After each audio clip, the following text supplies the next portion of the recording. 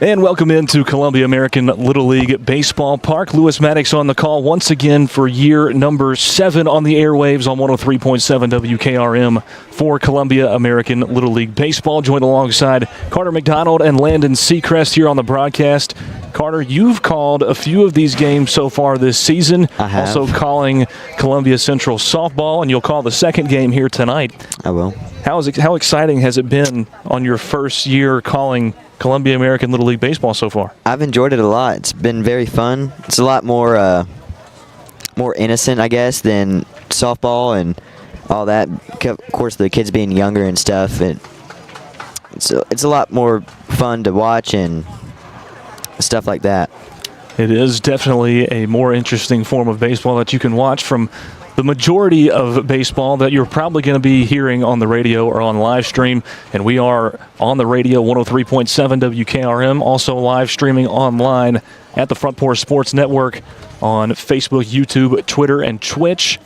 And Landon Seacrest, we've got Edward Jones preparing to come up as the visitors tonight against Lovett and Sargent in the first game of a doubleheader here tonight from Bungle West Park. Carter didn't know that it was called Bungle West Park, but it is. And I broadcasted games for 3 years here and had no idea that it's painted on the side of the Major Field press box. You learn something new every day, Lou. I'm telling you. Yes. You know, we were doing a state tournament here, and we had another broadcaster with us, Greg Bradley, and he was calling it Bungle West Park. I was like, what are you talking about? He goes, yeah, this is Bungle West Park. I was like, okay, well, I guess we'll have to add that to the notes and start calling it Bungle West Park. It's Peyton Grooms on the mound for Lovett and Sargent tonight as we get prepared to start the top of the first inning. We'll run down the starting lineups. First in the field for the home team, Lovett and Sargent. Number 3 in center field, Lincoln Anderson. At second base, number 17, Nick Parks. At number 99, behind the plate, Connor McCartney. The shortstop, Wyatt Dial, number 12. First base is Colton Wessels, wearing number 11. The pitcher, Peyton Grooms, like we just mentioned, sporting the number 13. In right field, it's Kyson Owens, wearing number 8. In left, it's number 1, Jackson Parks. Kenny Quigg plays at third base tonight, starting, wearing the number 55. And number 18, the designated hitter, is Isaiah Massey. Leading off things for Edward Jones as they throw down to second base is number 2, the pitcher and the leadoff man for Edward Jones. It's Ethan Williams as we get set to start this first matchup of 2 here tonight on the Front Porch Sports Network. As Groom steps off, a conversation between umpires as one makes his way down the first baseline, and we are set to go from Tom McFarland Field here inside Bungle West Park. Ethan Williams at the plate as time still being held. And the first pitch comes down from Grooms. And it's low and in for ball 1. Pitch from Grooms now, this time right down the center of that plate. Comes up strike 1, a 1-1 count for the starting pitcher and the leadoff man, Ethan Williams. 1-1 from Grooms put into play, going towards second. It's scooped there. The throw over to Wessels at first is in time for out number 1. 1 away, top of the first inning, as Williams is thrown out at first base. Seems like Lovett and Sargent is already on guard in the field, Lou. Routine play to start the game. That's what you want to see. A good start in the field for Lovett and Sargent. Up now, the left fielder, Knox Allred, wearing number 7, batting on the left-hand side of the batter's box, and it comes up high for ball 1 on pitch 1 from Grooms.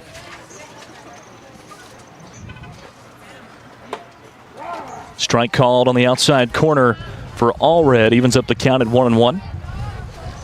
That last play in the field goes from second to first, from Nick Parks to Colt Wessels as another strike comes down, and Allred watches it go by. And he's now down on the count, 1-2.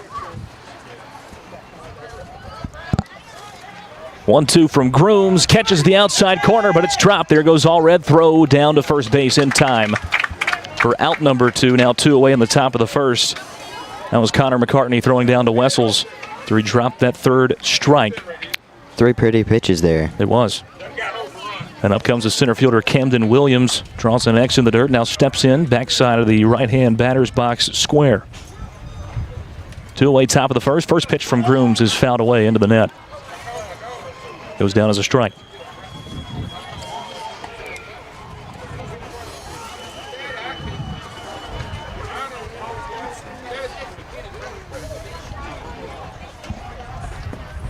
Down the pipe, the 0-1, going right back up at Grooms, and it gets by Parks as well.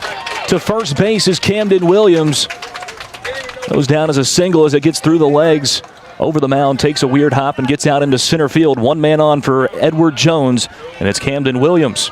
Yeah, it did kind of take a weird bounce off the mound there, Lou. And by the way, the field looks great considering all the weather we've had over the past couple days as well. It does. It's a pretty day here.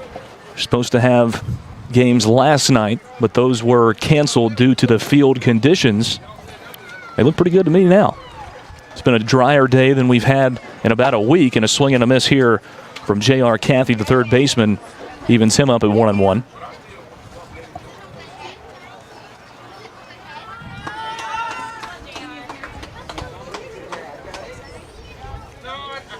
Cathy steps back in. Looks at one come outside. The man on the bump, Peyton Grooms. 2-1 count for Cathy. Running number 30, batting cleanup in this Edward Jones lineup, and he puts one right down the third base line. It's bobbled there, and Williams will get to second. Cathy skates through the safety bag at first. 2 on with 2 away in the top of the first for Edward Jones as Greg Morton, the shortstop, comes up to the plate.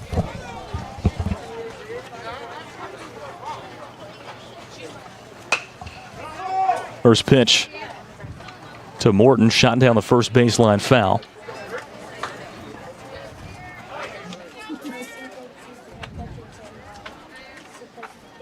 Shortstop wearing number 99. This time fouls one away, but the opposite side. Down the third baseline. Finds himself down 0-2.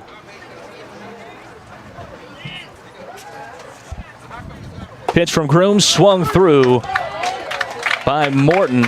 He'll go down for a strikeout. 2 in the inning for Peyton Grooms. 2 hits, no runs, and 2 men left as Edward Jones battles against Levin Sargent here on the Front Porch Sports Radio Network. When it comes to your internet, you shouldn't have to talk to a robot or someone halfway across the globe. At CPWS, you don't. We live and work right here in Columbia, providing local support you can trust and service that's built into the heart of our community. Right now, it's never been easier to make the switch. New customers can get CPWS internet for just $50 a month. Experience the difference of local service and blazing fast speeds. Call us today, 931-375-7777.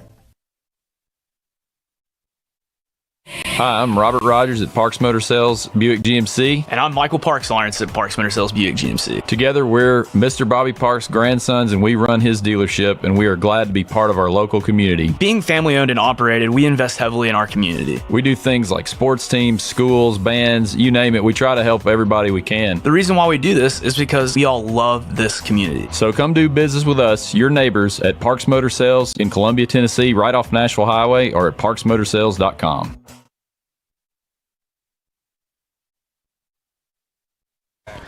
Welcome back in to Bungle West Park. Tom McFarland Field inside of the Columbia American Little League Complex. Bottom of the first inning.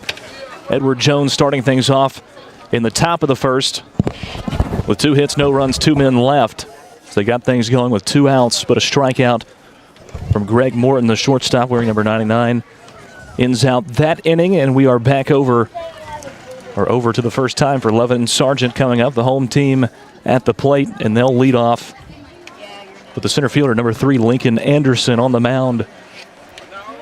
For Edward Jones is number 2.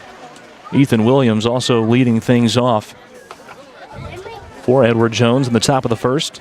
A ground out to first as he shot one towards second. And we'll get a throwdown here.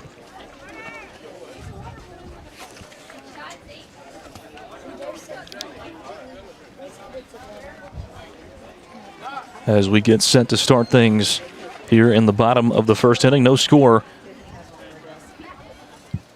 between Edward Jones, Levin Sargent.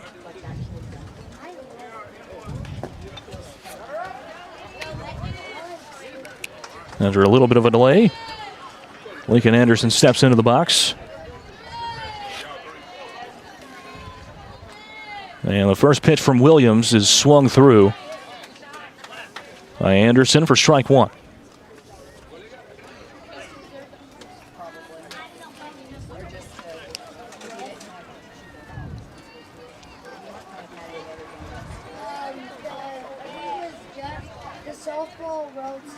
The 0-1 pitch fouled away this time in the back net.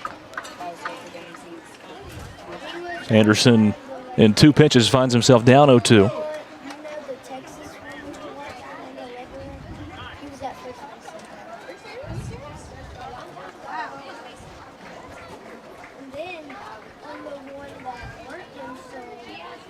Pitch from Williams, swung through by Anderson. Clean catch on the back end. The catcher, Zeke Hamlet, goes down as out number 1 here in the bottom of the first inning, and up comes the second baseman, number 17, Nick Parks.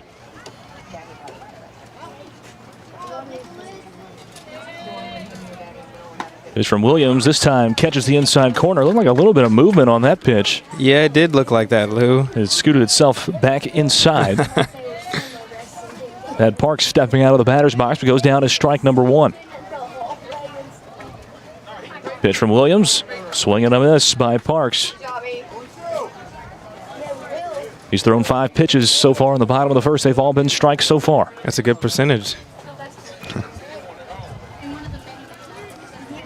0-2 from Williams, this time trying to get him to chase a little bit. High and outside for ball 1. That might be the announcer's jinx right there. Yeah, definitely. Yeah, that's pretty much a classic case. 5 pitches in a row, all strikes. Well, there's a ball.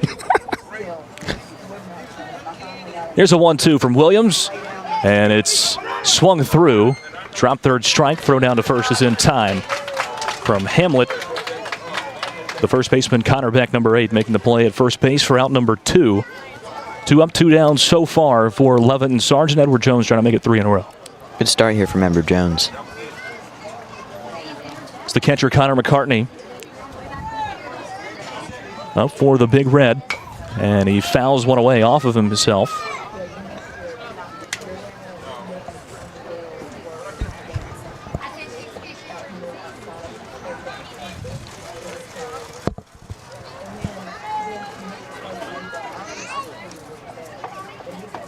There's the 0-1 from Williams, goes down low. Came across the plate. But a shin-high level ball, number 1, and a 1-1 count. The man behind the plate, Connor McCartney.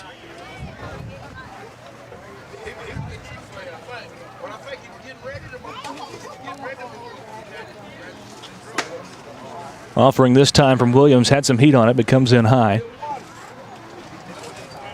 2-1 the count to McCartney.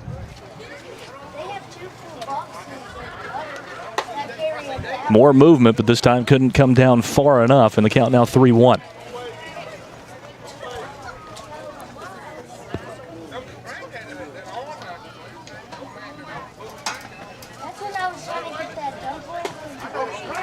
And a strike called after some reflection on the home plate umpire, about a half a second of deliberation time. He calls that one strike 2 as McCartney watches it come by. Full count pitch upcoming for Ethan Williams. And it just comes off of the inside corner. And it's a 6-pitch walk for Connor McCartney. 1 man on for Edward Jones here in the bottom of the first inning. McCartney taking a stroll to first base, also known as Long John Silver's, if you're looking in that direction, folks. That's some good geographical sense right there, Leonard. Here's the shortstop, Wyatt Dial. The cleanup batter in the lineup. And, you know, I'm not surprised by this. An automatic walk. Yeah. They're going to put on Wyatt Dial. And the reason, listeners, if you're looking on the radio, you could probably already see it on the live stream. That's a huge kid. Yeah, he's pretty Definitely. large. He's pretty large. He's got some very shiny gold cleats that were glistening in the sun right there. He looks like a player, Lou. So we haven't seen anything from him to this point, but I'm sure there's a few home runs on his resume, judging by that decision. It's the first baseman, Colt Wessel's now up to the plate. He swings through pitch 1 from Williams.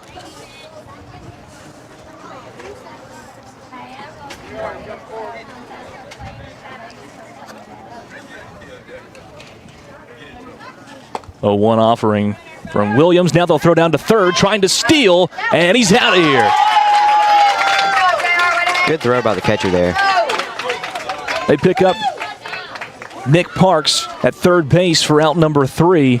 And that's how the side is retired. We head to the top of 2. No runs, no hits, and 2 left on for Levin and Sargent as we head to the second inning of play. As you listen to Columbia American Baseball on the Front Porch Sports Radio Network. Hi, I'm Robert Rogers at Parks Motor Sales Buick GMC. And I'm Michael Parks Lawrence at Parks Motor Sales Buick GMC. Together, we're Mr. Bobby Parks' grandsons, and we run his dealership, and we are glad to be part of our local community. Being family owned and operated, we invest heavily in our community. We do things like sports teams, schools, bands, you name it. We try to help everybody we can. The reason why we do this is because we all love this community. So come do business with us, your neighbors, at Parks Motor Sales in Columbia, Tennessee, right off Nashville Highway, or at parksmotorsales.com. Hello, I'm Rick Whitley. And I'm Daniel Pollard from Jones & Lang Sporting Goods. We would like to take this opportunity to thank all of you for the many years of support. Since 1966, Jones & Lang has been locally owned and operated and supplying teams from T-ball to college. Stop by and see what we can do for you. We offer a wide variety of services from silk screening and embroidery to our custom trophy and awards department. We're open Monday through Friday, 8 to 5, and Saturday, 9 to noon. Remember, Jones & Lang Sporting Goods, the look of a winner.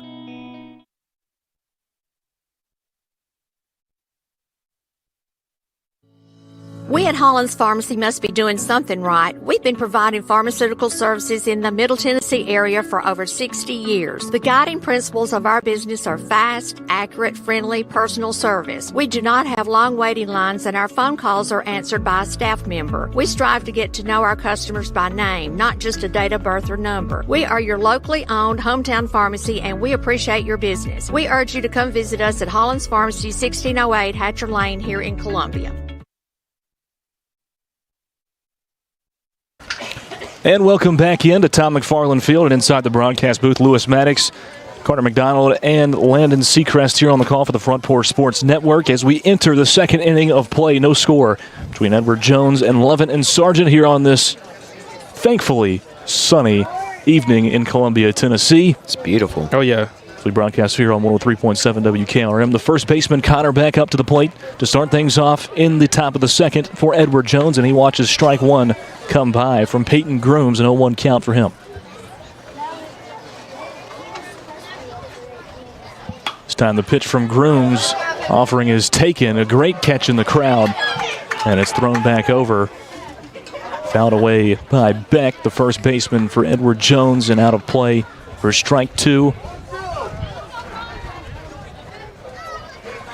And the 0-2 offering from Grooms goes over the helmet bill of Connor Beck.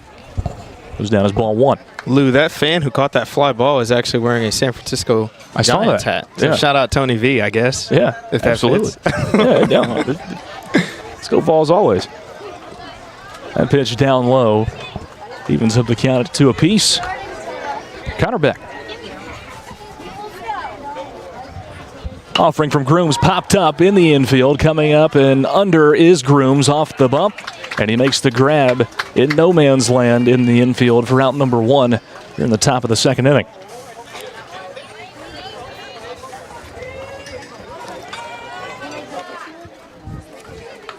Down to the 7th slot in the lineup, it's 0-0 Zeke Hamlet, the catcher.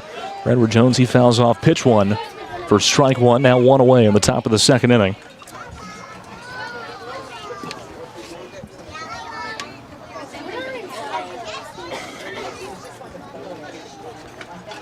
A 1 offering from Grooms. It's like an off-speed pitch there as Hamlet was out in front of it. Lou, I got to shout out the batter here. He's playing in some D books.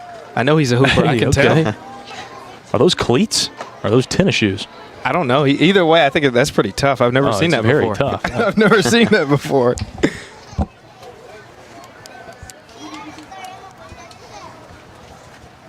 Devin Booker with a 1-2 count here. And the pitch comes in low. Another 2-2 off count. The second time in a row. Last one in an infield pop fly as this one comes right down the middle, and Hamlet Watched it come in. A strikeout for Peyton Grooms, his third of the evening in only 2 innings of play. 1 2/3, not even a full 2. Here's the right fielder, Mason Kiesling. Number 77, he takes strike 1. It's time to pitch from Grooms outside. About knee high. Even count now, 1-1 for Kiesling. Right fielder swings through, pitch 3. Now down 1-2 in the count with 2 away. Top of the second inning, no score between these two squads. And the pitch from Grooms comes in outside. Another even count at 2 apiece.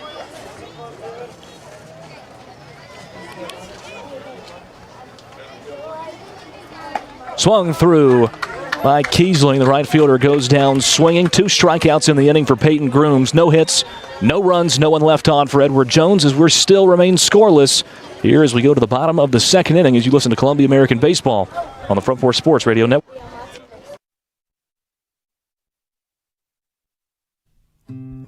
Columbia Power and Water Systems is dedicated to bringing our customers reliable local service.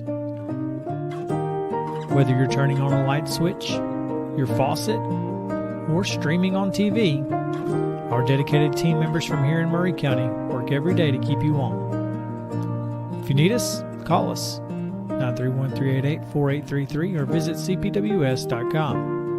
CPWS, local service, local support.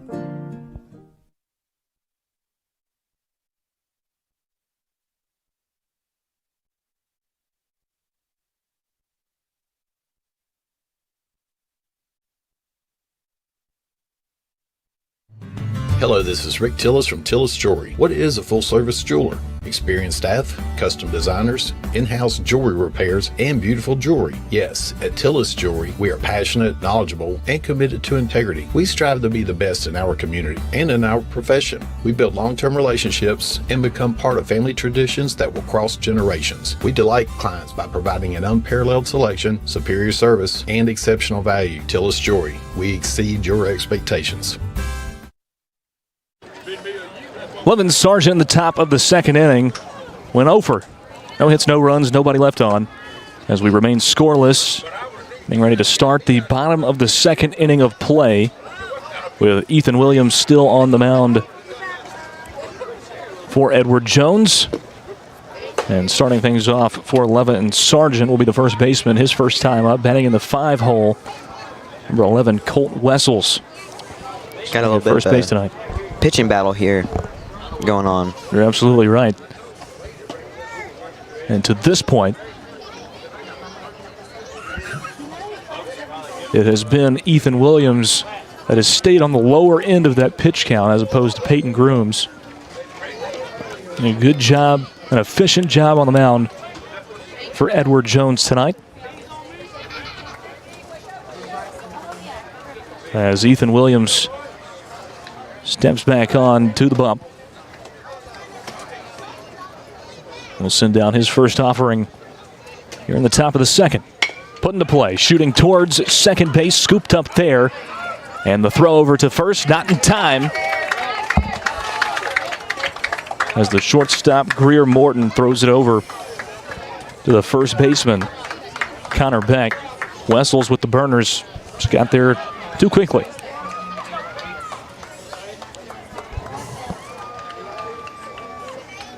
Six in the lineup. Here's Peyton Grooms, the other pitcher. This one popped up, shallow center field, and going under it and making the grab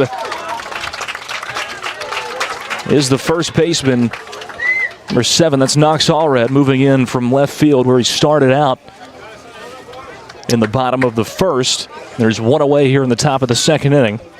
Good catch there.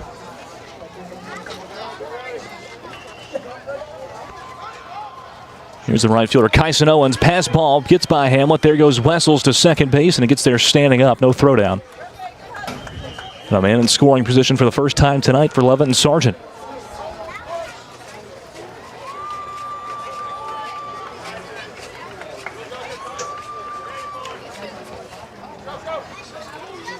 Squaring around a bunt is Owens. Can't make contact. Goes down as First strike of the at-bat. A 1-1 count with 11 Sargent right fielder. Wessel's on second. No one holding him on. This one put into play right back towards Williams. The throw over to Beck in time. They get the out at first as it does advance. Wessels to third base.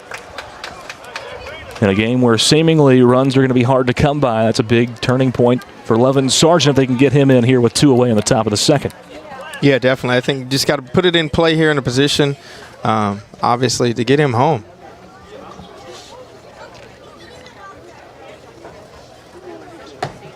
Strike coming down from Ethan Williams as the left fielder Jackson Parks watches pitch number 1 go by.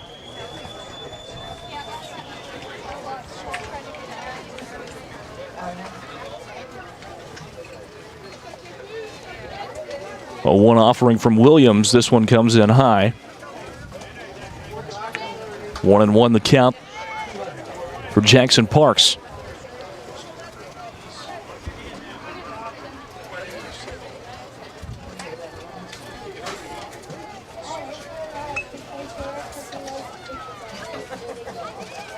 Pitch from Williams, this time outside. Here comes Wessels. There's going to be a play at the plate, and making the tag is Williams, but he dropped the ball. The contact with Wessels' leg as Williams bobbled it at first, knocked it out of his glove. Got the replay here. And Wessels comes in and scores the first run of the game for either side. It's 1-0. Levin Sargent. See the bobble? The hit? He doesn't have the ball. Yeah, he didn't have the ball. And it gets dislodged. When he reached down. Very interesting play.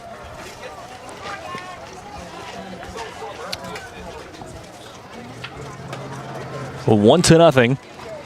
Levin Sargent for Edward Jones here in the bottom of the second, and it's a 3-1 count for Jackson Parks now. Still with 2 away.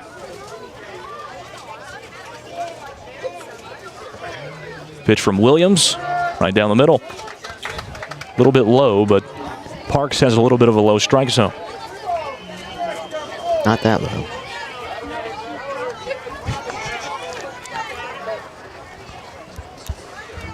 Full count offering from Williams, swung through by Parks. Goes down to strike 3 and out number 3 as we head to the top of the third inning. Is Levin Sargent 1, Edward Jones nothing as you listen to Columbia American Little League Baseball on the Front Porch Sports Radio Network.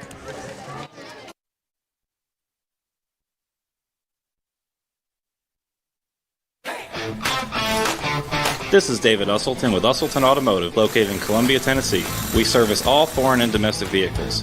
We take pride in our work, and we don't cut corners. We offer a 5-year, 50,000-mile warranty and loan our cars with almost every repair. We are located at 1201 South High Street in Columbia, Tennessee. You can reach us at 931-215-1765 or find more information at usseltons.com.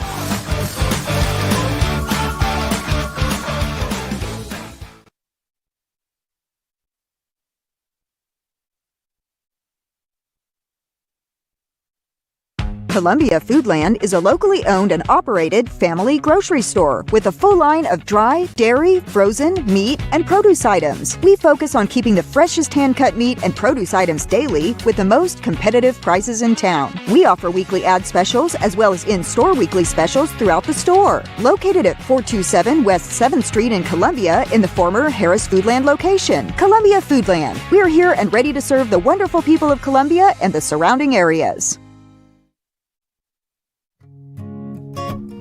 Hey, this is Trip Stoltz, owner of Columbia Ace Hardware. We are excited to announce that we have completely remodeled our store.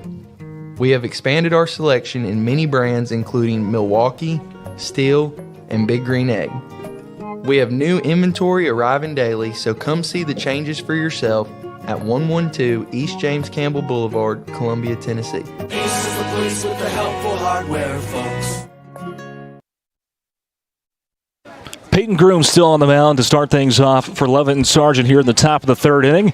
And the Big Red have a 1-0 lead over Edward Jones as we start the third inning of play. Lewis Maddox, Carter McDonald, Landon Seacrest on the call here for the Front Porch Sports Network. Also on the radio, 103.7 WKRM is coming up is the second baseman, Charlie Carroll, and he watches strike 1 come through from Grooms.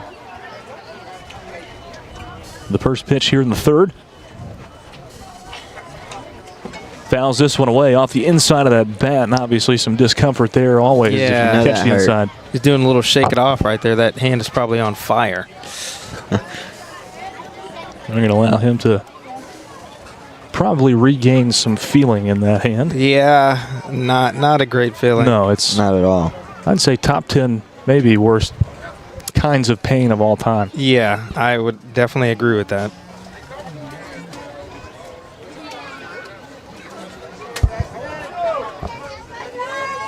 It's actually Braxton Lovely, the designated hitter up there right now. So he fouls one away on an 0-2 count. Stays alive at that mark.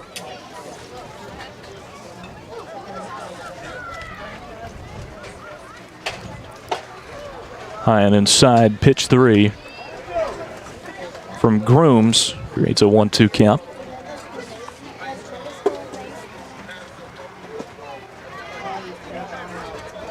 Last one high and in, this one low and away.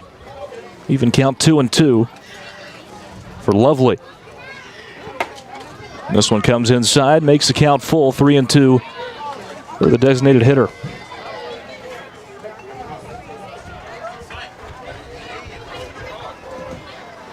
Full count offering from Grooms, fouled away by Lovely as he battles in the box. And will stay with a full count. He's definitely being aggressive, and rightfully so. I mean, runs are going to be hard to come by like we've talked about already, so might as well swing it. Swings through is Lovely. He stayed up there and paddled, but Groom gets him swinging for out number 1 here in the top of the third.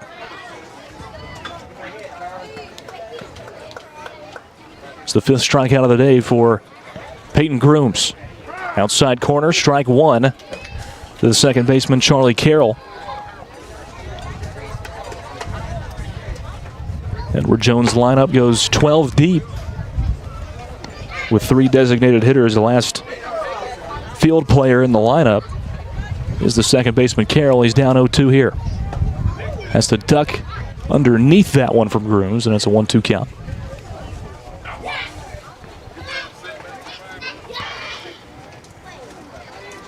Next offering from Grooms is going to be shot down the third baseline, but foul.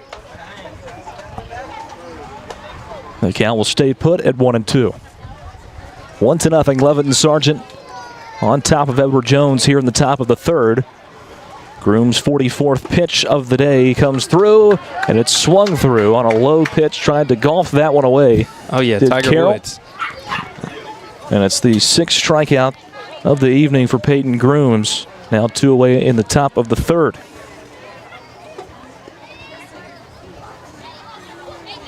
And up comes number 14, Elijah Waglett. Inside pitch, ball 1. The 11 hitter. This time right down the middle from Grooms with some speed on it. Evens up the count, 1-1. Good pitch there.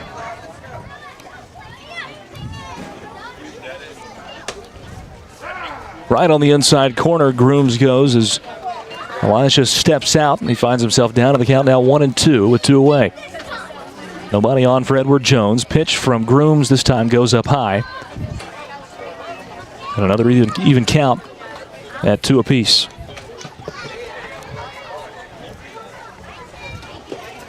Grooms pitch down low. And it'll be another full count offering for Peyton Grooms on his 50th trip across the plate. Full count pitch is down low, and on pitch 50, Elijah Waglett heads down to first base for a walk. So 2 strikeouts and a walk to this point for Grooms here in the top of the third. So we get down to the bottom of the lineup. Number 22, Caden Briggs, up to the plate now for Edward Jones. Here's the first pitch to him, comes inside. Right at bat holding height. A 1-0 count. Now it's put into play by Briggs. Gonna be not scooped up by Wessels. And they try to get it over to first base. And not paying attention was Waglett. He could have made his way to third. Wow. If you could have seen myself and Carter, for those watching the broadcast, we almost jumped out of our seats telling the runner at second, go to third. Go to third. So a couple of errors in the field and on the base paths for both teams right there. But 2 on now with 2 away in the top of the third for Edward Jones. As this one goes by, catcher for 11, Sargent. Both runners advance. Wanglet now on third. And up to second base is Caden Briggs. They got the base back, so it's fine now. Yeah, it's all good. Strike called on the outer portion of the plate from Grooms. A 1-1 count for Williams, his first time up in the top of the first. Leading things off as he fouls one down the first base side here. Ground out to first base as he led the game off in the top of the first. Now a 1-2 count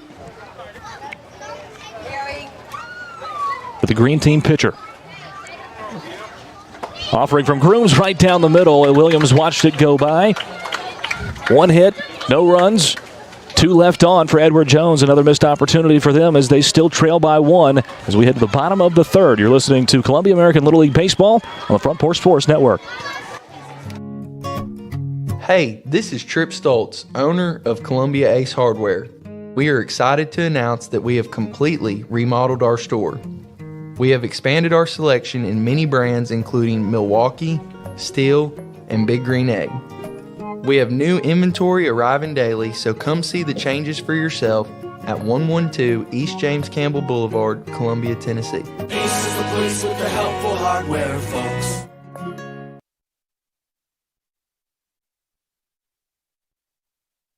In our connected world, a strong, reliable internet connection isn't just a luxury, it's a lifeline.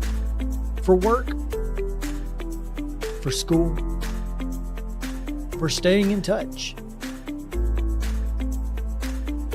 That's why when you need assistance, you want someone you can trust. Someone who knows your community and understands the unique needs of your neighborhood.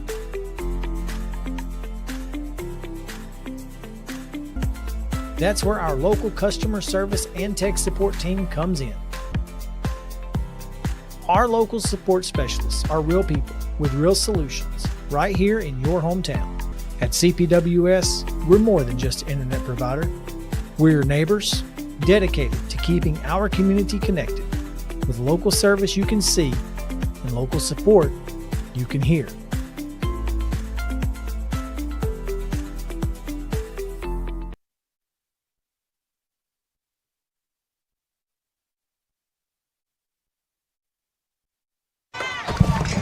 Welcome back into Columbia American Little League Baseball on the Front Porch Sports Network. Bottom of the third inning about to be underway. A 1-0 lead for Levitt and Sargent, and now with an opportunity to build on that 1-run lead. Ethan Williams still on the bump for Edward Jones, and starting things off for Levitt and Sargent. Number 55, the third baseman, Kenny Quigg. And Sargent goes 9-10-1 to start things off here in the bottom of the third. Looking to wrap back around to the top of that lineup as pitch number 1 comes in from Williams high for ball 1.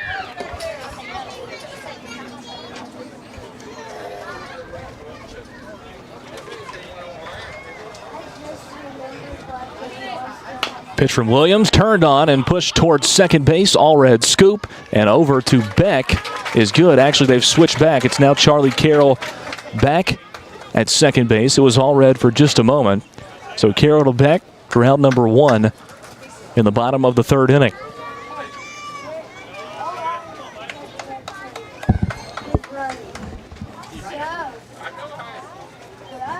Now comes the bottom of the lineup, Isaiah Massey, wearing number 18, the designated hitter for Levitt and Sargent. Just 1 in the lineup for Levitt here tonight. 0-1 count for Massey. Steps out of this one as it comes in inside.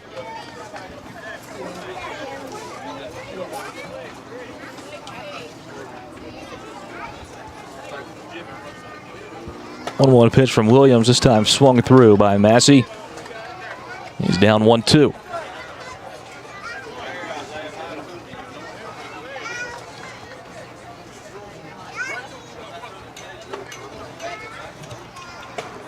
That pitch on the outside corner got Massey to watch. Thought it was 2 outside.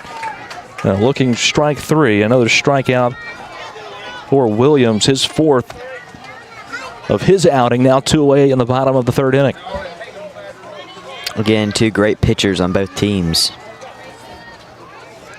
We are back around to the top of the lineup, and it's pushed down the third base line, and it goes through the glove of J.R. Caffey. Now going towards second. We're going to have a little bit of a pickle here as Carroll chases him back down to first, and he's safe at first base. The throw from Carroll to Beck was too high, and Anderson got under it. Yeah, a little bit of a tango here. Says, don't mind if I do. I'm coming back to first base. It looks like, I think he got there. I think his feet were there. I think he was too. I agree with that. I think he got under it. Replay. Yeah, I agree with that. Anderson strikes out his first time, now on first. Still 2 away, bottom of the 3rd inning. Back up comes the second baseman, Nick Parks, also struck out his first time up in the bottom of 1. It's so funny in that last sequence because the base runner got a little greedy and he kind of got stuck. It was very interesting to see. Outside corner, strike 2 to Parks. He's down 0-2. Trying to add more to this 1-run lead with 2 away in the bottom of the 3rd inning. 0-2 pitch, swung through by Parks. Actually, they'll say that was fouled away. So we'll stay at 0-2.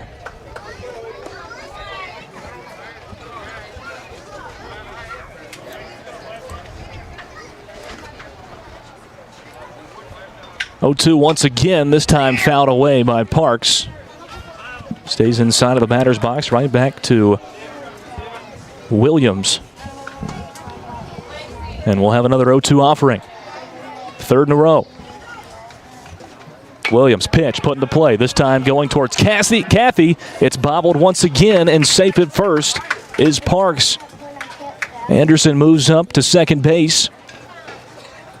And with 2 away in the bottom of the 3rd, there's 2 on for Levin Sargent, 1 in scoring position. That's Anderson, the center fielder.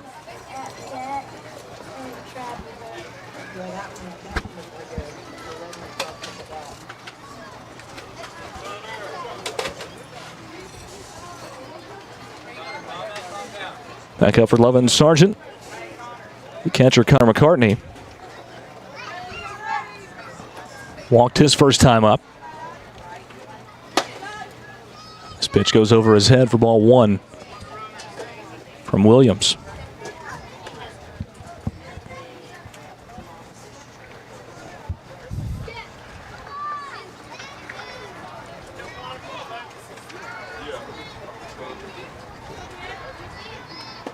One offering from Williams, catches the outside corner for strike 1. Anderson on second. Second baseman Nick Parks on first base for Lovett and Sargent. So they lead it 1-0 here in the 3rd. This one put into play, shooting towards third. It's bobbled again by Caffey, and everyone will be safe. Bases now loaded for Lovett and Sargent.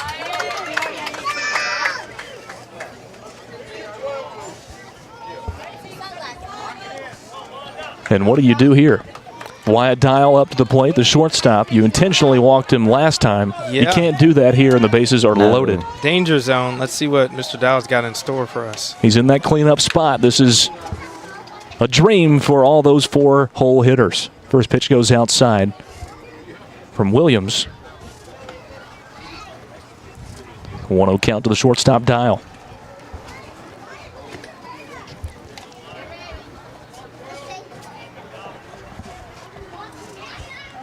This one put into play, shooting up through the gap under Caffey's glove. Coming in is Anderson to score from third. And everyone else will be safe. Bases still loaded now, a 2-0 Lovett and Sargent lead. And the 2-out rally has begun for Lovett and Sargent.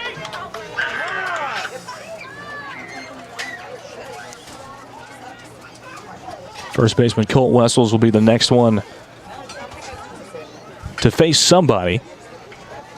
So meeting going on at the mound. with Ethan Williams, and it looks like they're going to put Knox Allred at third base as J.R. Cathy comes in. Don't know if that means a change at the pitching position.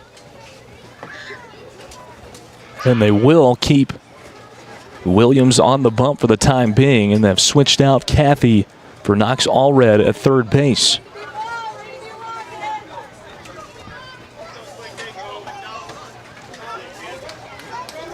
Cole Wessels now steps back into the box as we come back ready for play.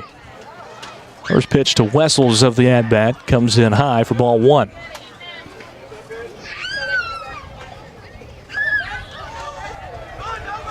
Infield for Edward Jones now goes Knox Allred. Greer Martin at short.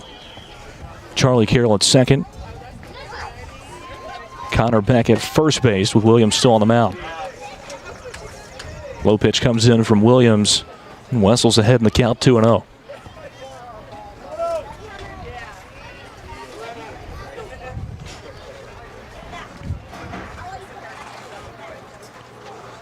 Dual offering from Williams comes in low once again. And it's a 3-0 count for the first baseman, Colt Wessels.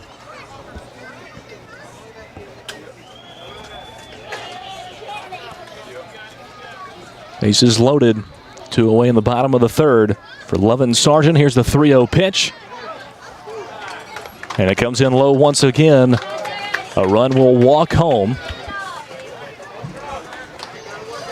So Nick Parks comes in from third and scores. McCartney on third. It's Wyatt Dial on second, and Wessels makes his way over to first. It's 3-0. Levin Sargent on top, but the base is still loaded. Round of Peyton Grooms. Edward Jones just needs to get out of this inning here. Big time.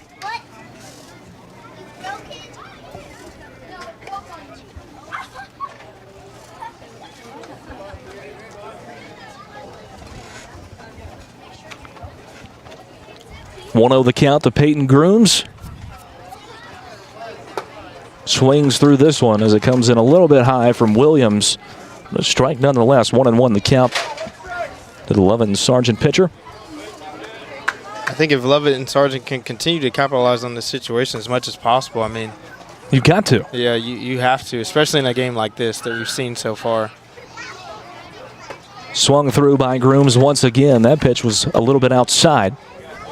Now 1-2 count for Grooms.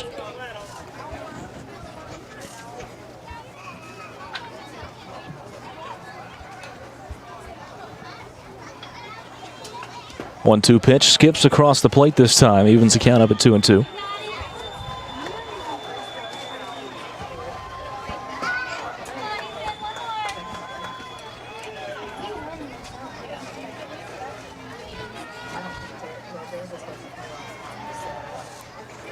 Two swung through by Grooms, and that's the way the inning will come to a close. We head to the top of the fourth inning. 4 hits, 2 runs scored for Levin and Sargent with 3 men left on base in the bottom of the third. They lead it 3-0 as we head to the top of 4.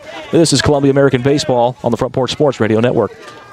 In our connected world, a strong, reliable internet connection isn't just a luxury, it's a lifeline.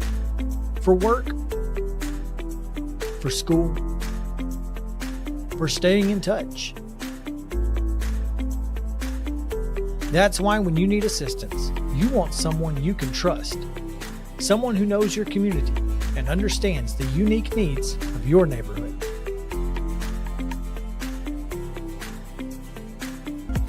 That's where our local customer service and tech support team comes in. Our local support specialists are real people with real solutions right here in your hometown. At CPWS, we're more than just an internet provider. We're your neighbors, dedicated to keeping our community connected with local service you can see and local support you can hear.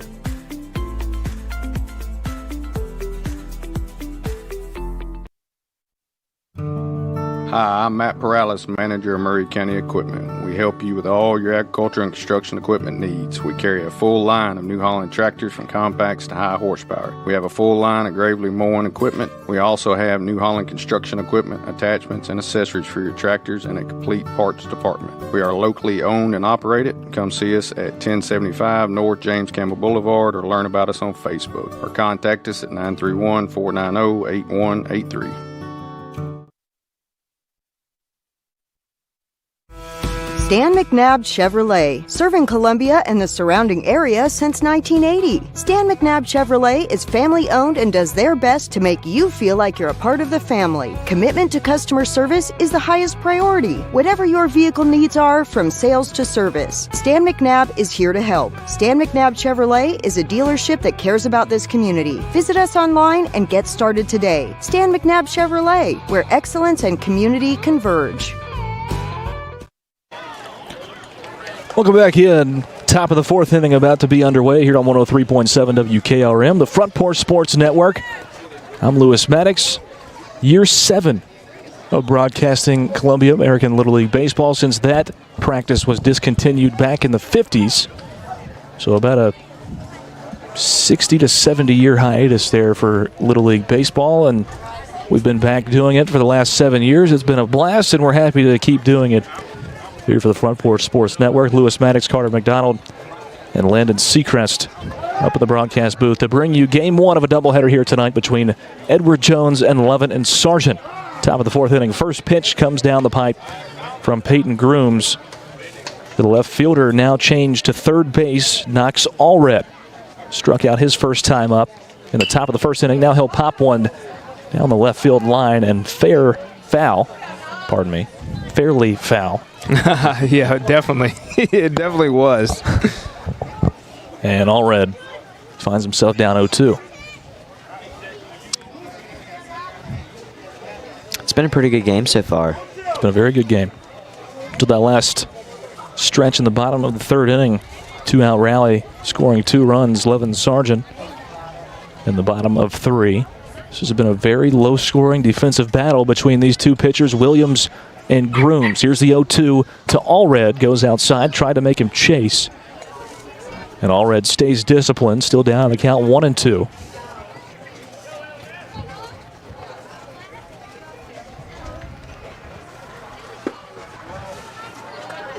Pitch comes in low on the 1-2 from Grooms.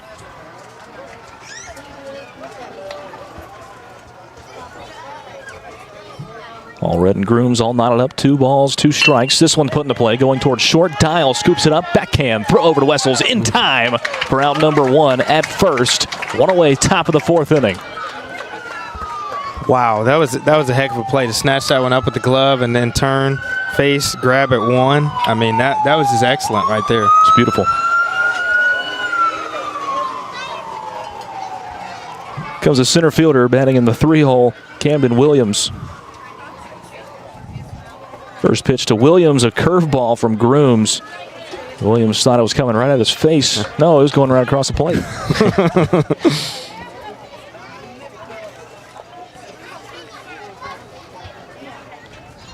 0-1 pitch to Williams. This time it did not curve back in. He had to duck under that one.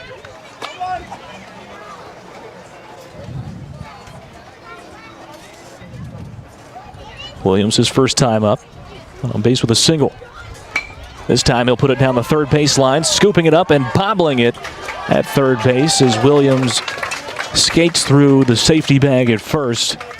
And his second hit of the night, another single for Camden Williams. He's 2 for 2 on the evening. Now comes J.R. Cathy, was at third base. Now serving as one of the designated hitters for Edward Jones, his first time up in the top of the first. Also got on with a single.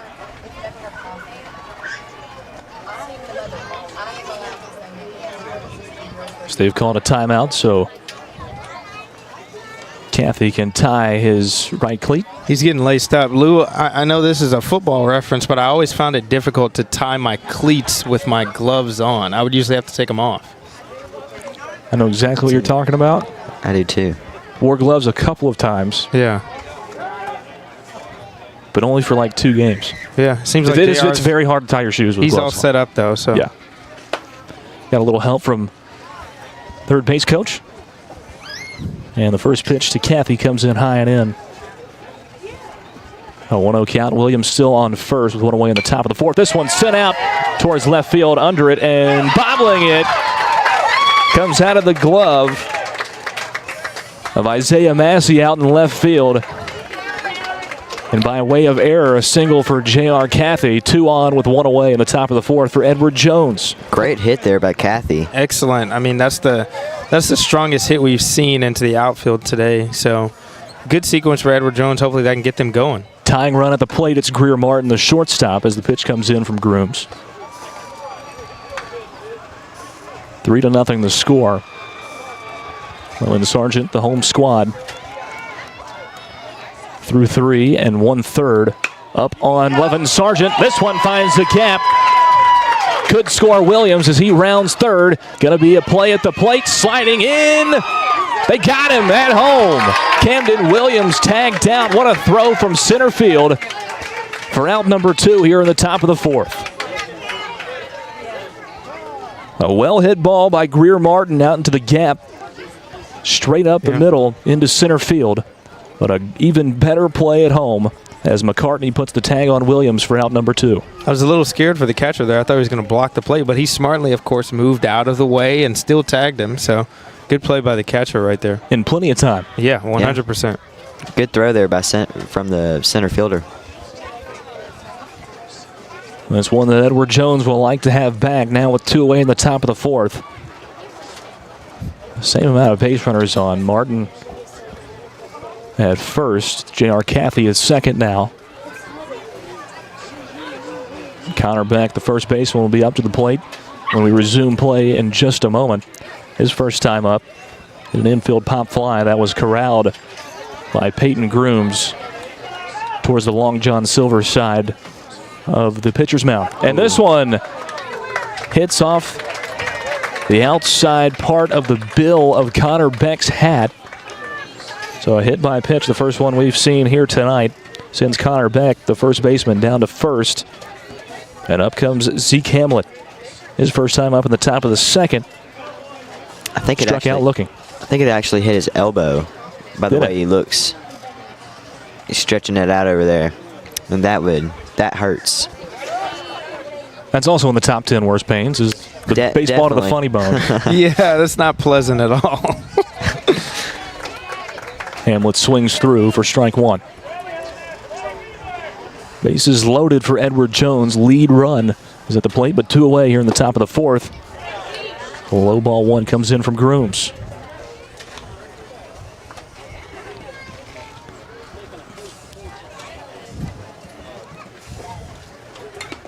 This time fouled away by Hamlet.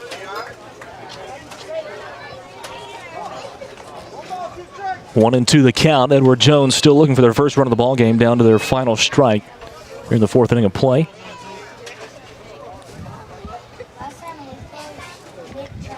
Here's the 1-2 from Grooms. Put into play, shooting towards Dial, and he makes the grab with no problem. Maybe had to take 2 steps up to make that grab as it was pittered off the bat and into the air by Hamlet. That's the way the top of the 4th comes to a close. 3 hits, no runs, 3 men left on, as Levin Sargent still leads this one 3-0 as we head to the bottom of 4 as you listen to Columbia American Baseball on the Front Porch Sports Radio Network. Stan McNabb Chevrolet, serving Columbia and the surrounding area since 1980. Stan McNabb Chevrolet is family-owned and does their best to make you feel like you're a part of the family. Commitment to customer service is the highest priority. Whatever your vehicle needs are, from sales to service, Stan McNabb is here to help. Stan McNabb Chevrolet is a dealership that cares about this community. Visit us online and get started today. Stan McNabb Chevrolet, where excellence and community converge.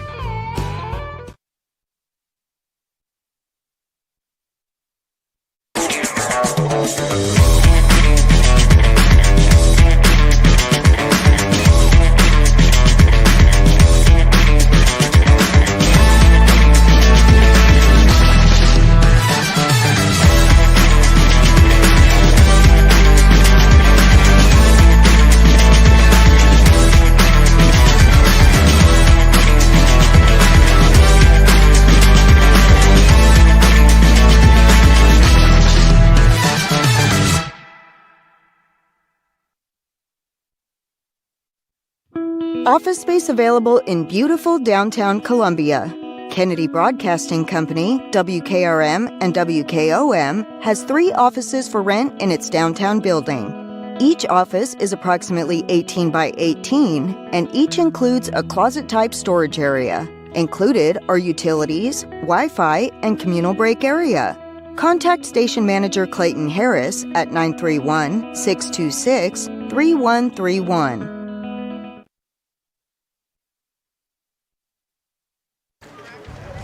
We'll start off with Kyson Owens at the plate for Lebanon Sargent here in the bottom of the 4th inning. And Lebanon Sargent with a 3-0 lead. As we start play in the bottom of the 4th, it's still Ethan Williams on the mound for Edward Jones. Both squads in the bottom of the 3rd and the top of the 4th, leaving 3 runners on base. And an all-important, low-scoring game here for these 2 squads. Here's the first pitch to Owens from Williams. A good pitch that time from Williams, swung through by Owens for strike 1. Owens sent a grounder towards first base. It was scooped up by Beck, who was playing there previously. Now J.R. Caffey has moved over to first base.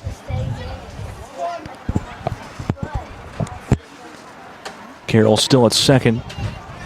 Greer Martin still at short. Here's the pitch from Williams, popped up in the air, right in front of the second base bag, and Martin, right on cue, makes the grab for out number 1 here in the bottom of the 4th.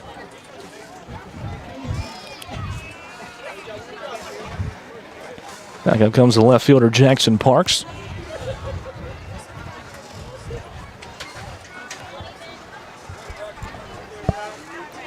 One away, bottom of the 4th inning. Here's the pitch from Williams. Goes down low and skates by. Knocks Allred, who's now behind the plate. Catching for Edward Jones. And Braxton Lovely now at third for the team in green.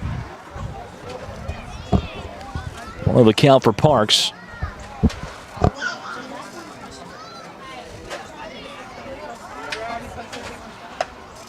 Parks shows bunt. And they call that not a swing, but he never pulled it back. I thought the last one was a strike, too. Yeah. And he's showing bunt once again. A 2-0 count as the whole infield crashes. And it's going to be thrown outside now. 3-0 count to Parks.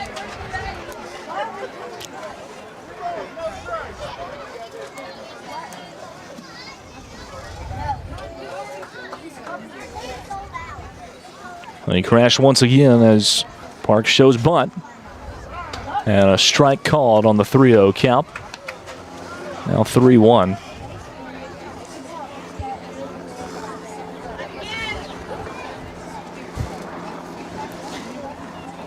Parks shows bunt once again, fouls this one away, and the count now full. Really wants to lay that bunt down. He really wants to lay that bunt down. Struck out his first time up in the bottom of the 2nd.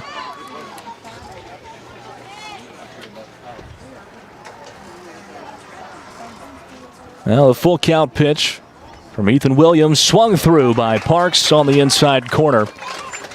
And after 7 attempts to lay down a bunt, he swings through strike 3 for out number 2 here in the bottom of the 4th inning. Yeah, that was a very interesting at-bat. One of the most entertaining we've seen in this game so far. I'm pretty confused on the strike on a bunt ruling there, because he jumped out of the box, but he kept the bunt up there. That should be a strike, right? I don't know. Clayton, if you're listening, let us know. Second time up for Kenny Quigg. Ground out at first base, his first time up in the bottom of the 3rd.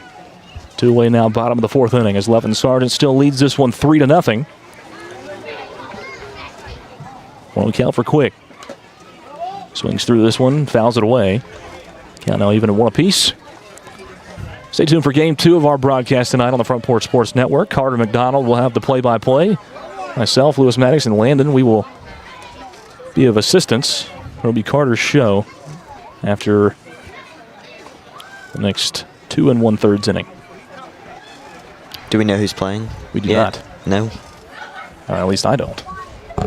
This one shot down third baseline as Quigg will stay alive at 1-2. And he also caught the wrong part of that bat as he shakes off some pain You get that these radiated kids through the some hands. batting gloves. Yeah, that's like the third or fourth miss hit as far as hands getting shook off in this game. I'm praying for the kids out there. Hands on fire, man.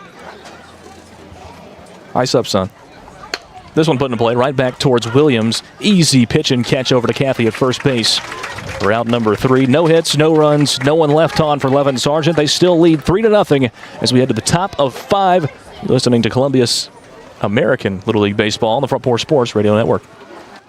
Office space available in beautiful downtown Columbia. Columbia, your Love's travel stop just got a whole lot better. We've modernized our space at 1624 Bear Creek Pike at exit 46 to bring you more of what you want with fuel discounts, additional food offerings, and everything you need to hit the road with ease. Come say hi at the remodeled Love's in Columbia. We thank you for allowing us to be a part of your community. Safe travels.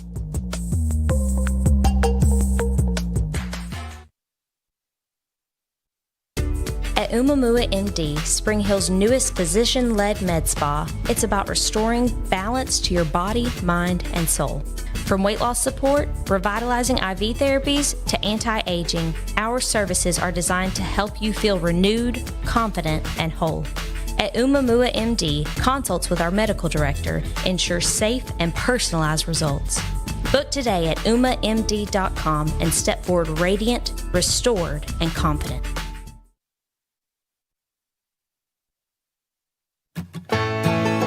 Farmer Johnny here, Taylor Family Farm. I want to give y'all a little look-see. We raise 100% non-GMO, grass-fed beef, pasture chicken, and pork on our family farm. Everything that we grow is raised with love and care to ensure the highest quality and nutrition for our family and customers. You can shop online at TaylorFamilyFarmTN.com or visit our farm store in person at Etheridge, Tennessee at 301 Dave Reisner Road. That's TaylorFamilyFarmTN.com for more information. Top of the 5th inning of play here from Bungle West Park on inside of Tom McFarland Field. Lewis Maddox, Landon Seacrest, Carter McDonald on the call for the Front Porch Sports Network. 103.7 WKRM on the radio and also streaming online at Front Porch Sports Network on Facebook, YouTube, Twitter, and Twitch. We appreciate you joining us. 3-0. Levin Sargent over Edward Jones. Jones in the top of the 5th back at the plate. Braxton Lovely immediately puts one into play under the glove of Dial and will roll all the way to the fence into the gap in left center field. A double. His first time up. Mason Kiesling, actually his second time up, struck out his first time in the top of the 2nd. Doesn't strike out there, sends one to the wall and ends up in scoring position on pitch number 1 here in the top of the 5th as we move down to Braxton Lovely, who's moved up to third base. First pitch to Lovely, right towards Dial. And Dial makes the grab this time for out number 1. A liner right towards short. He makes the grab one away at top of the 5th inning. Yeah, Dial was kicking himself for the play before that one of not snatching at that shortstop position, but he gets that one. It's the first double we've seen here this afternoon as Charlie Carroll steps up. Also struck out his first time up in the top of the 3rd. And his second base all night.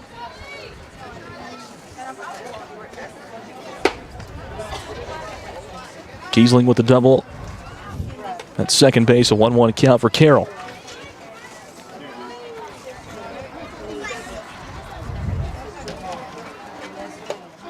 Turned on Carroll, and he just tips it a little bit, a 1-2 count.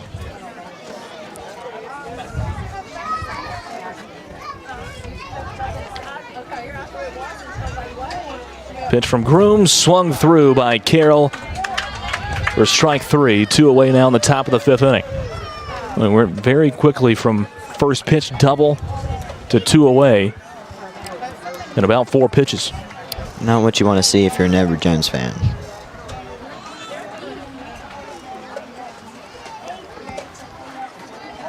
Wagler now at the plate. The 11th spot swings through one, and a 1 count.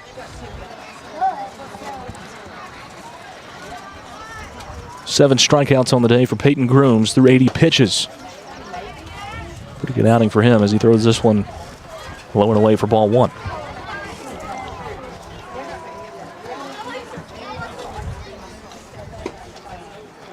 One just barely misses the inside corner, a 2-1 count for Elijah Waglet.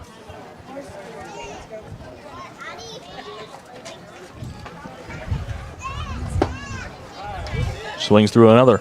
Even count, 2-2. Right fielder Kiesling still on second. Two-away top of the 5th. Edward Jones in desperate need of some action here as a strike comes down the pipe to Waglet. They won't get it here. 1 hit, no runs, 1 left on for Edward Jones. They still trail 3-0 as we head to the bottom of 5. You're listening to Columbia American Little League Baseball on the Front Porch Sports Radio Network. Farmer Johnny here, Taylor Family Farm. I want to give y'all a little look-see. We raise 100% non-GMO, grass-fed beef, pasture chicken, and pork on our family farm. Everything that we grow is raised with love and care to ensure the highest quality and nutrition for our family and customers. You can shop online at TaylorFamilyFarmTN.com or visit our farm store in person at Etheridge, Tennessee at 301 Dave Reisner Road. That's TaylorFamilyFarmTN.com for more information. He shoots, and he scores!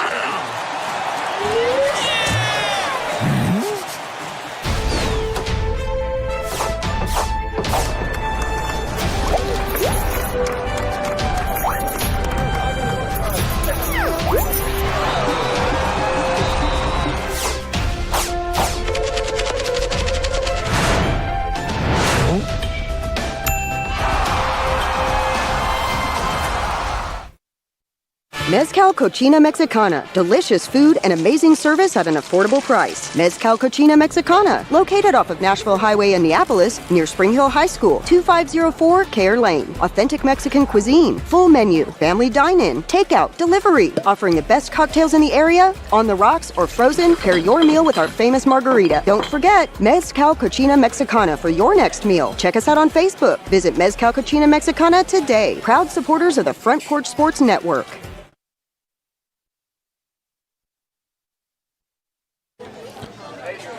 Back here at Tom McFarland Field, Lewis Maddox, Carter McDonald, Landon Seacrest on call for the Front Porch Sports Network. Online at Front Porch Sports Network on Facebook, YouTube, Twitter, and Twitch. Also on the radio, 103.7 WKRM out of Columbia, Tennessee. Happy to be bringing you Columbia American Little League Baseball for our 7th consecutive season over these airwaves. We've got a pretty good one here tonight in our first game of a doubleheader, 3-0. Lovin Sargent home squad on top of Edward Jones. Here as we begin play in the bottom of the 5th inning. Still going for Edward Jones is Ethan Williams on the mound. He's up.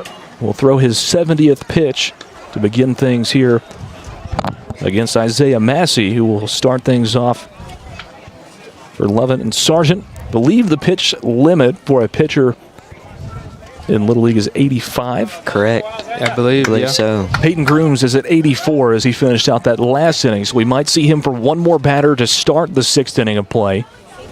Or we could see someone different as we get into the top of the 6th. With some action here for Massey. Here comes the first pitch from Williams. It goes down low and gets away from Allred behind the plate. Another switch up in the infield from Edward Jones is Greer Martin now at third base. And at second, it's Camden Williams moving in from center field. Keasley now in center. Braxton Lovely in right. J.R. Cathy in left. As sticking to first and second is Connor Beck and Charlie Carroll. It's a 2-0 count for Isaiah Massey.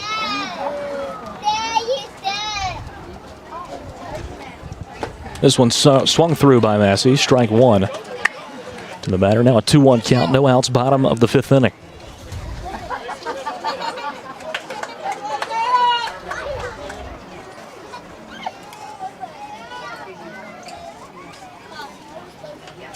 This one fouled away just slightly by Massey. Evens up the count now 2-2.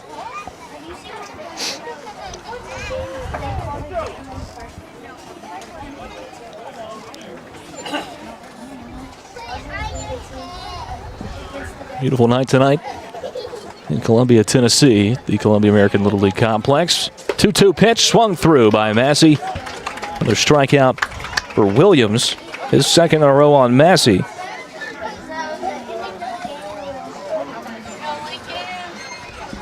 And also his 7th of the night.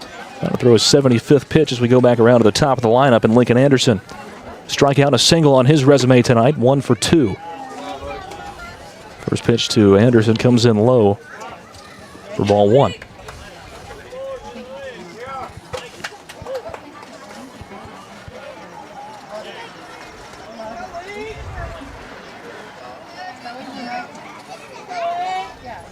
.1-0 pitch from Williams.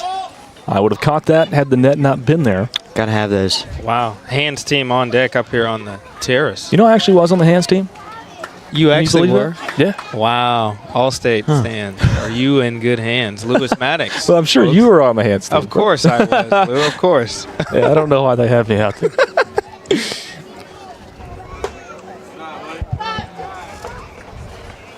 Now a 2-1 count to Anderson.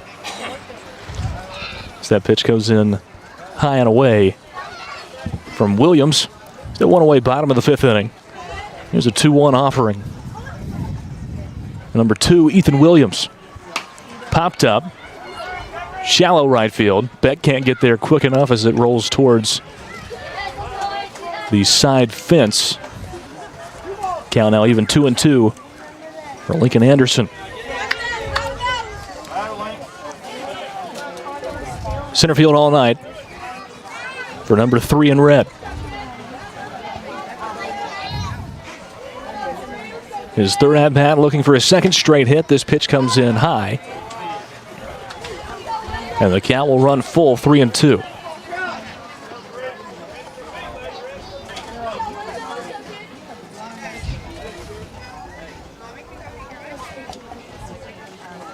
Full count pitch from Ethan Williams. Put into play, shooting towards Williams. Williams to Williams. Actually, Anderson to Williams. Williams with the pitch. Williams with the grab. 2 away, bottom of the 5th inning. What a snag right there. Wow. Absolutely. Bring a guy in from center field to play shortstop. He's used to those fly balls.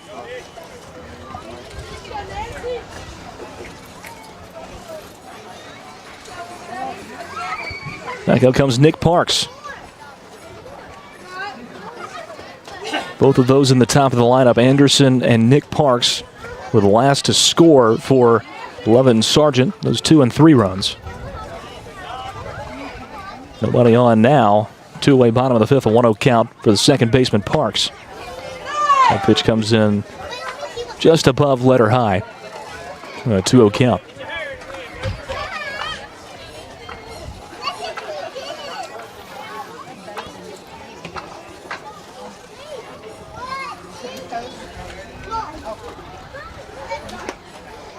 Inside this time from Ethan Williams. And a batter's count, 3-0 for Nick Parks.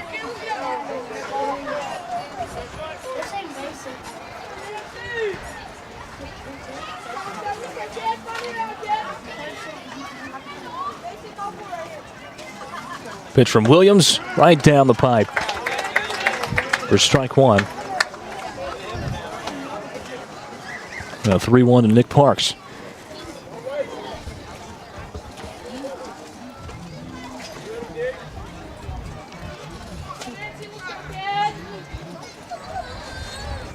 This one put into play, shooting towards Carroll, gets under his glove. And out into the gap, into right center, getting past Lovely and Kiesling. And going to second is Parks off the air. He'll get a double off of it. Looks like we should see a pitching change here, as he's hit his... It's 85 mark. Yeah, he's hit the cap. At least what we understand the cap is. While somebody else warms up, we'll go ahead and take a quick timeout ourselves. 2 away, bottom of the 5th inning. Looks like Camden Williams and Ethan Williams will trade spots. Williams will go to short. Williams will go to the mound. We'll be right back. This is Columbia American Little League Baseball on the Front Porch Sports Radio Network.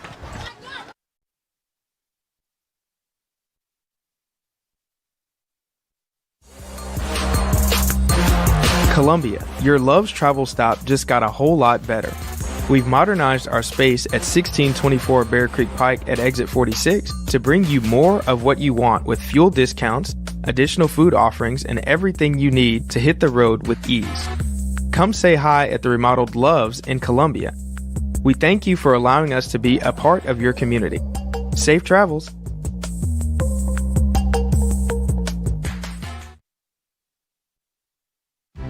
Hi, I'm Chris Chumley, owner of Expert Landscaping, LLC. Located in beautiful Columbia, Tennessee, Expert Landscaping specializes in consulting and design for all your outdoor needs, as well as installations for landscaping, pools, patios, outdoor kitchens, fireplaces, irrigation, and lighting. Call us today at 931-374-1772. Expert Landscaping, where quality work is an investment in the future.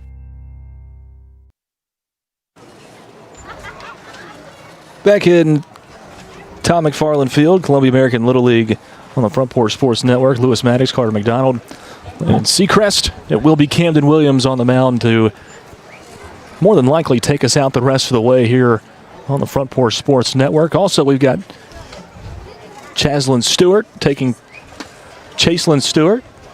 pictures for us down on the field and up from the booth. We appreciate her work very much. 3-0 the score. 11 Sargent on top of Edward Jones. It'll be Connor McCartney, the first batter to face off against Williams. Only one out needed here in the bottom of the fifth to retire the side and send us to the final inning of play. As Nick Parks got a nice hit up the gap on second base, got under the glove of Carroll, and he ends up on second base. Would have been a single, ends up with a double. First pitch from Williams comes up high on McCartney, a 1-0 count to the 11 Sargent catcher.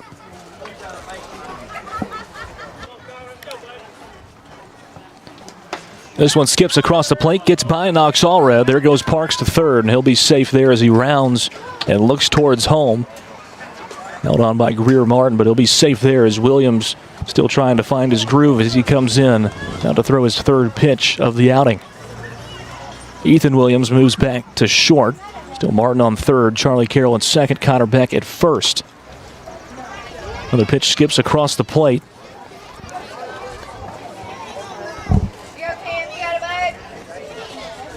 A 3-0 count now for McCartney.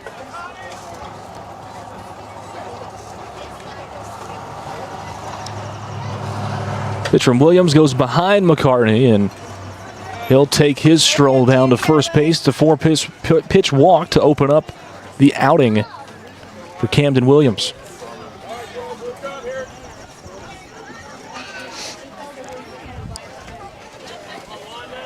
Intentionally walked his first time up. The bottom of the first inning, a single in the bottom of the third. Two away, bottom of the fifth. Here's the first offering to Wyatt Dial. And the first pitch thrown by Camden Williams here tonight. Right down the middle as Dial takes it. On a 1 count. The 11 Sargent shortstop.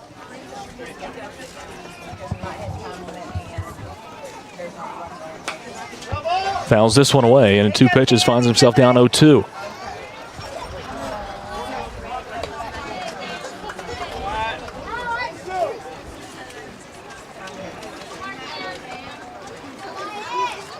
Williams looking to stop the bleeding here. 0-2 the count. Goes outside. Here comes Nick Parks. Play at the plate, not in time. Slides in safe.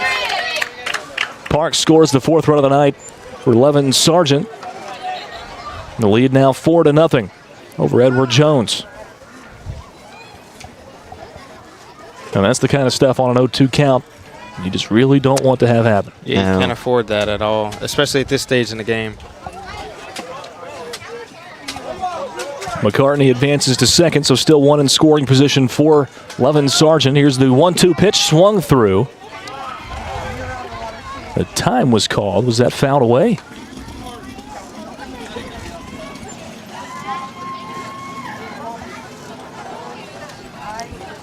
I'm guessing so we'll stay at 1-2. lot of power in the box. Here's the 1-2 pitch, popped up straight in the air towards second base, and making the grab is Carroll at second for out number 3. And that's the way the 5th inning retires. 4-0 the score. Levin Sargent on top of Edward Jones. 1 hit, no runs, 1 left on. Actually, 1 run, 1 left on for Levin Sargent in the bottom of the 5th. We head to the top of 6. One last opportunity for Edward Jones. They need 4 runs. So you listen to Columbia American Little League Baseball on the Front Porch Sports Radio Network.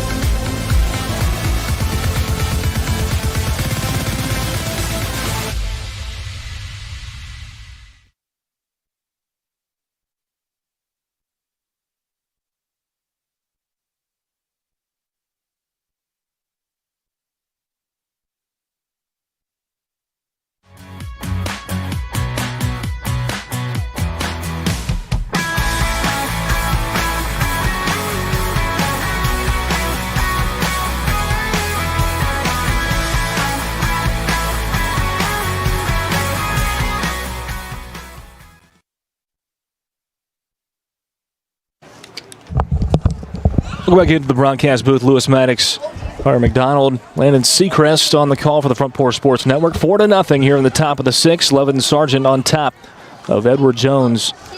Levin Sargent just kind of kept trudging along offensively, has made the most of some good breaks that Edward Jones has given them in the field, just like in the bottom of the 5th inning. They score off of a pass ball right there with a 1-2 count that ended up being a pop-out. Just another error from Edward Jones defensively, but this is their last chance here. Top of the 6th inning for the visitors, Edward Jones. And Levin Sargent holds them to less than 4 runs here. Ball game will be over in 3 outs. Edward Jones will go 12-1-2 to start things off here in the top of the 6th. At the bottom of the lineup, Caden Briggs. His first time up in the top of the 3rd.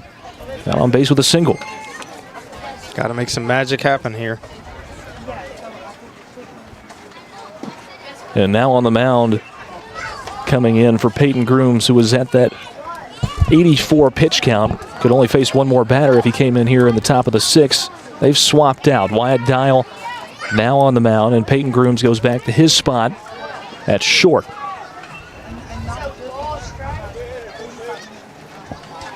2-0 the count to Briggs as this one passes by inside. Now a 3-0 count.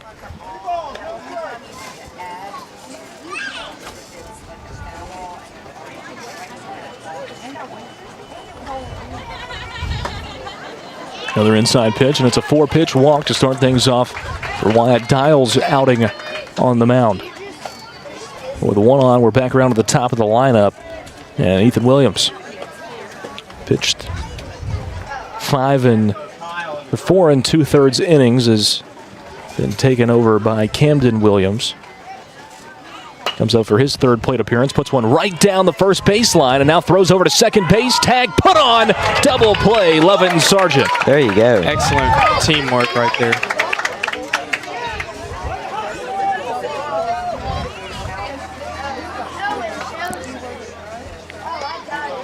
It's a 1-6 double play. You don't see those quite often. Wyatt Dial's pitch here to Knox Allred. Swung through for strike 1. 2 away, top of the 6th. Edward Jones down to their final out. A 1-0-1 count here to Allred. Takes this one inside. Now 1-1.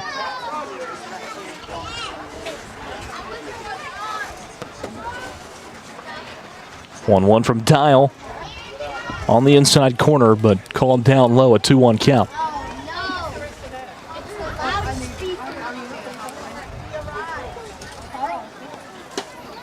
Another pitch high and away. 3-1 count for Knox Allred. His 3rd time up to the plate tonight. Struck out in the top of the 1st.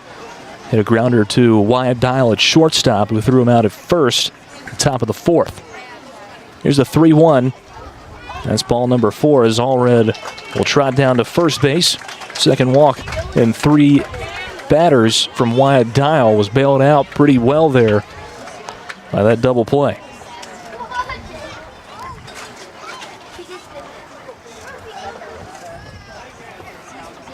Up comes Camden Williams. 3-hole hitter. That makes some magic happen with 2 away in the top of the 6th for Edward Jones. First pitch comes in high.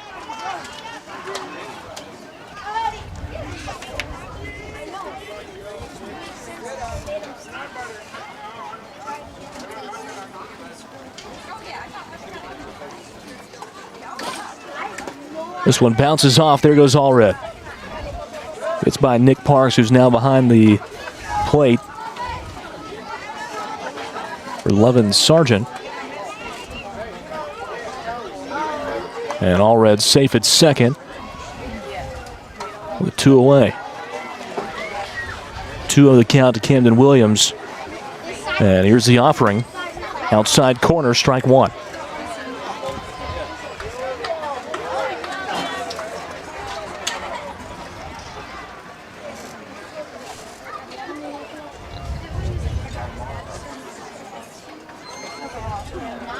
There's a 2-1 pitch from Wyatt Dial. Comes in high. A 3-1 count for Camden Williams.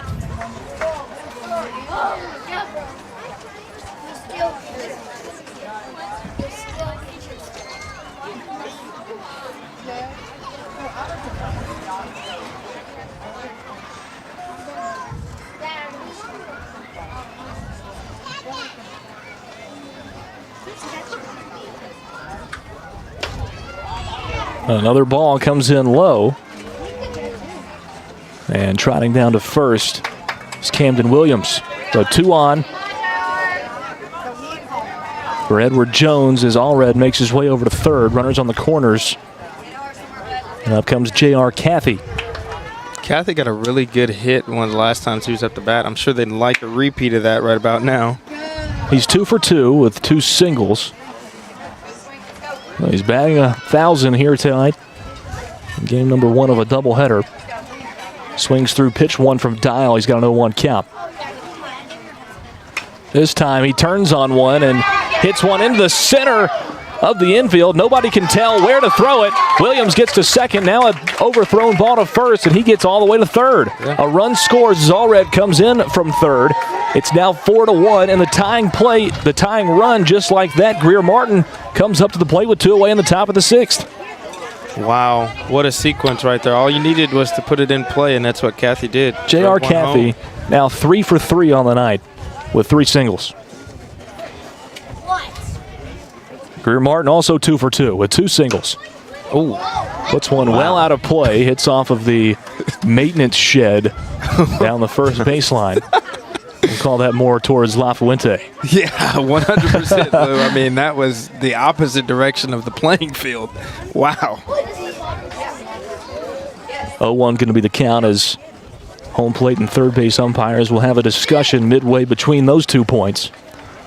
4-1, Levin Sargent still on top. Runners on the corners for Edward Jones. Cathy at first, Camden Williams at third base, and Greer Martin at the plate. An 0-1 count with 2 away. The top of the 6th inning. They need 3 more runs, so they'll have to get Martin in here. They want to tie this game up and send it to the bottom of the 6th inning.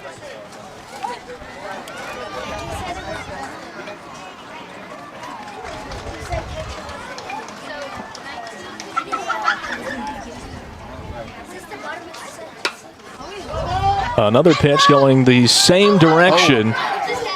Almost hit somebody. He was just casually walking, too, and then he put his hands over his head to cover it, and he still almost got hit.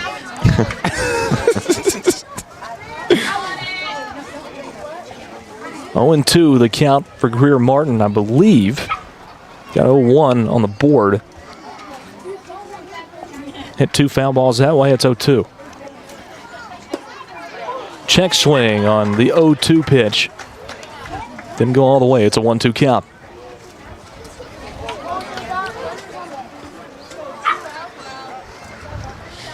Edward Jones down to their final strike. Here's the 1-2 offering from Wyatt Dial.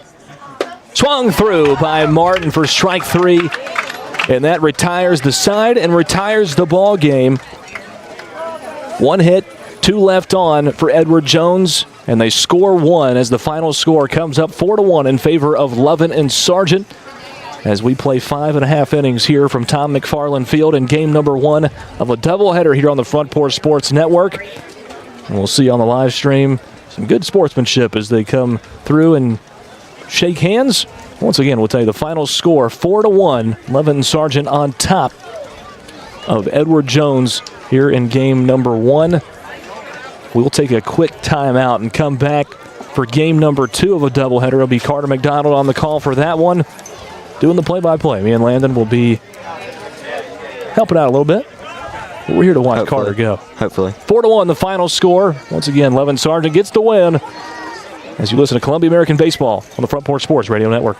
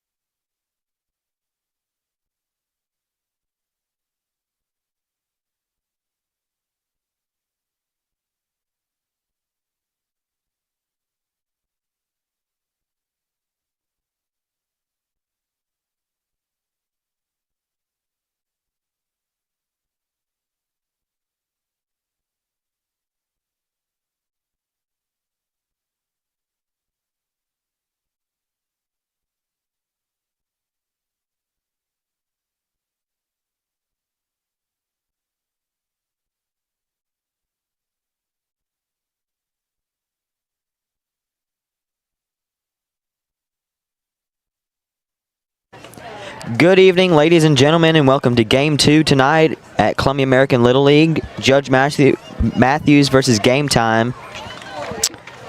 I'm Carter McDonald here alongside Lewis Maddox and Landon Seacrest, bringing you Little League Baseball here on the Front Porch Sports Radio Network. It was a pretty good game earlier. Yeah, we had a 4-1 Lovett Sargent win over Edward Jones in our first game of this doubleheader. And it was really a defensive battle by Peyton Grooms and Ethan Williams. The two starting pitchers went the majority of the way. They both limited out on their pitch counts. And Wyatt Dial came up and cleaned things up nicely for Lovett Sargent, allowed 1 run. Grooms didn't allow any. Had 8 strikeouts through the night for him through 84 pitches, and Williams went the whole way. He had 7 strikeouts himself, but a 4-1, a 3-run lead or win for Lovett Sargent over Edward Jones in that first one, and now got another good one, Carter. Absolutely. So leading it off here for Judge Matthews is Brady McKillen, number 24.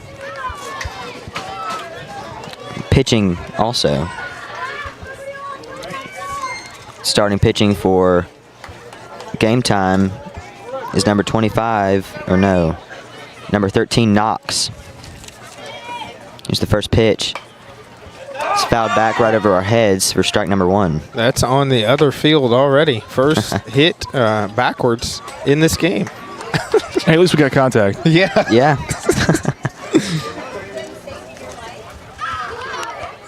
So 1-0 here. Pitch. Fouled off into the net. Makes an 0-2 count here for Brady McKillen.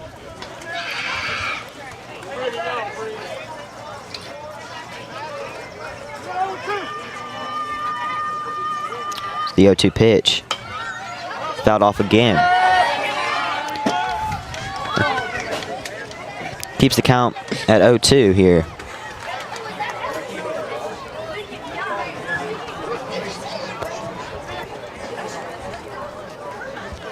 No balls, 2 strikes. There's the 0-2 from Knox. Comes in outside for ball number 1. 1-2.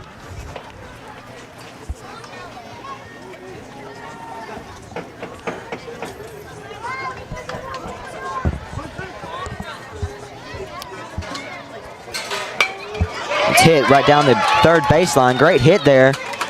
He's rounding first, but he decides to stay there, so base hit there. Way to get out of an 0-2 count right there, and stays true, battling up there with all the foul balls, sends one in the perfect spot down the third baseline.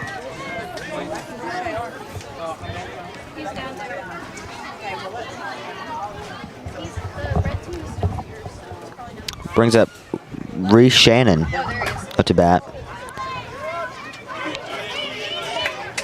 Brady takes second. Stolen base.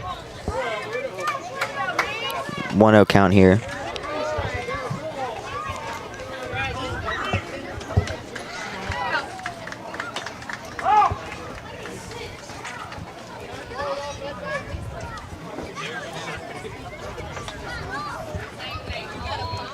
One count now for Reese Shannon. Runner at second base.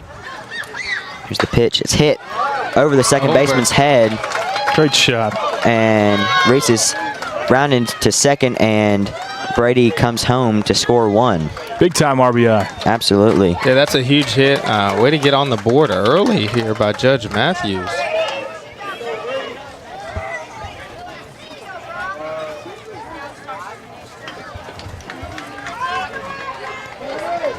So 1-0.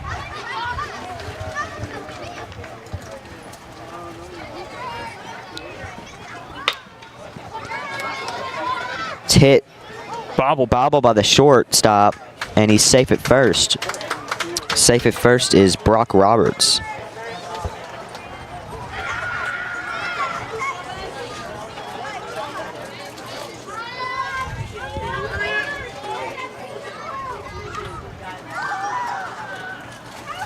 Pitch comes in outside, and it's lost by the pitcher or catcher, and he is safe at home.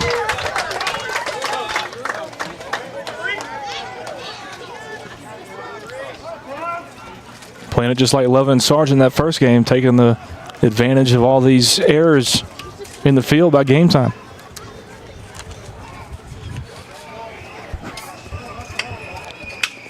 One 0 count here for Grant Towers.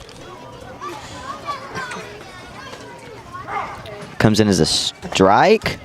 Whoa. You know, I'm blocked by this table right here, but I can see the top of the strike zone. I mean, that was blocked by the table. So Yeah, I'm not sure about that one, It's a guys. little low. 1-1 pitch comes in low. Had to make sure on that one. 2-1 count now.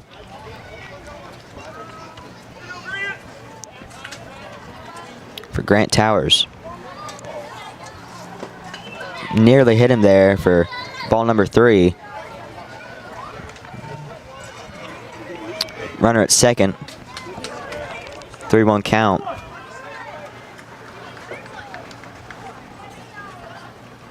It's a 3-1 pitch. It's hit foul. So that makes it a 3-2 count, full count here for Grant Towers. They can get Towers on base here. They're cooking. Already 2 runs with no outs. Definitely.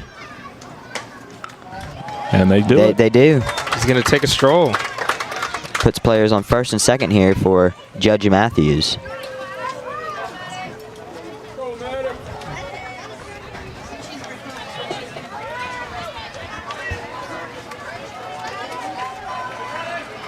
Maddox Williams up to bat now.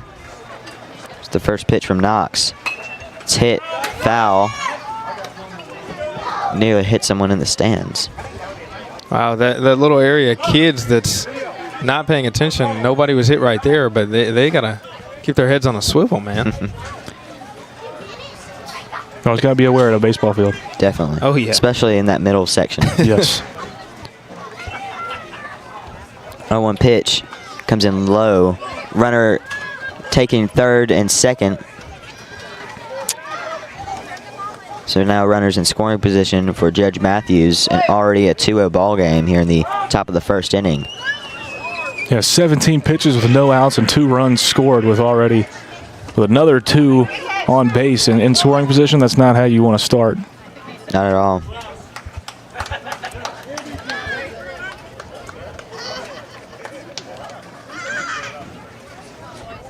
Still no outs. Here's the 1-1. It's hit. It'll score another one. Scooped up by the second baseman and thrown out at first, but the run does come in. So an RBI there by Maddox Williams. Sacrifice grounder. Makes it a 3-0 game. The bats are hot, I would say. They are. For Judge Matthews here. I mean, they're just with ease, I would say.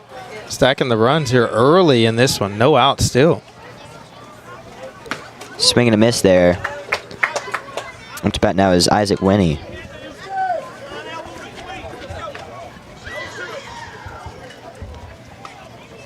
Oh, 1 count. Runner at third. 0-1. Fouled back into the net. Makes it an 0-2 count. With 1 out. Runner at third. It's your game time. This is where you got to lock down defensively right here and get a couple of outs. 4 pitches away. It's hit. Scooped up by the bobbled by the shortstop, and a run comes in, and he's safe at first. Moving them around, Carter. They are. This is not what you want to see as a game time player.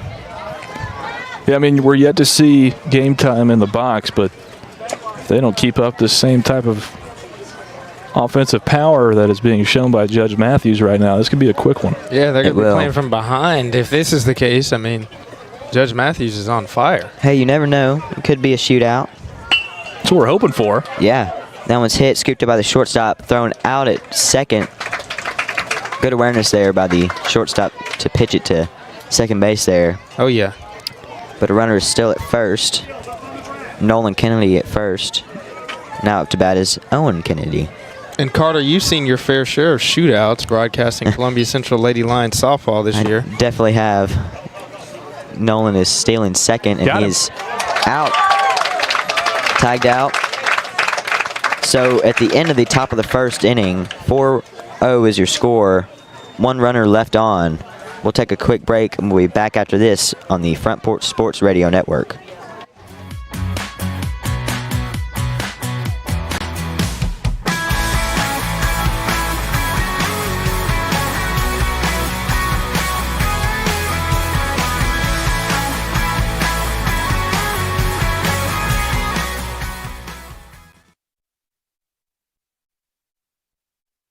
When it comes to your internet, you shouldn't have to talk to a robot or someone halfway across the globe. At CPWS, you don't. We live and work right here in Columbia, providing local support you can trust and service that's built into the heart of our community. Right now, it's never been easier to make the switch. New customers can get CPWS internet for just $50 a month.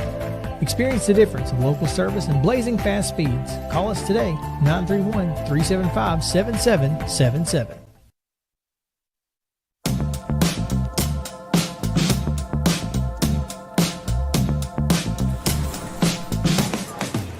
Do you wanna be a bad man?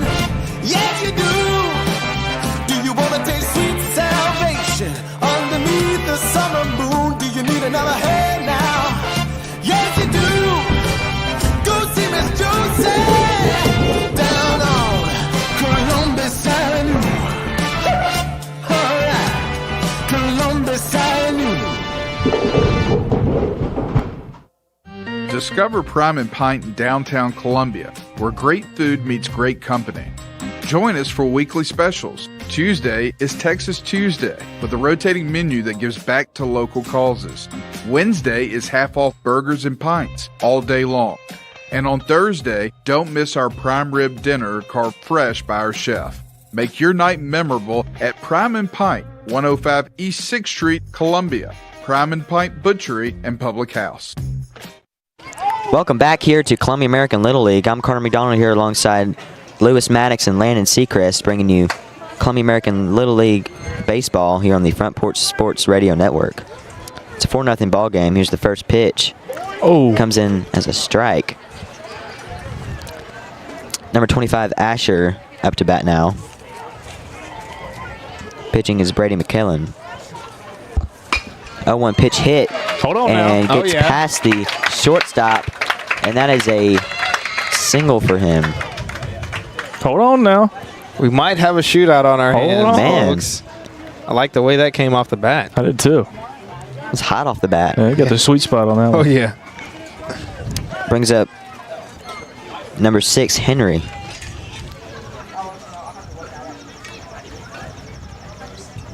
It's the first pitch.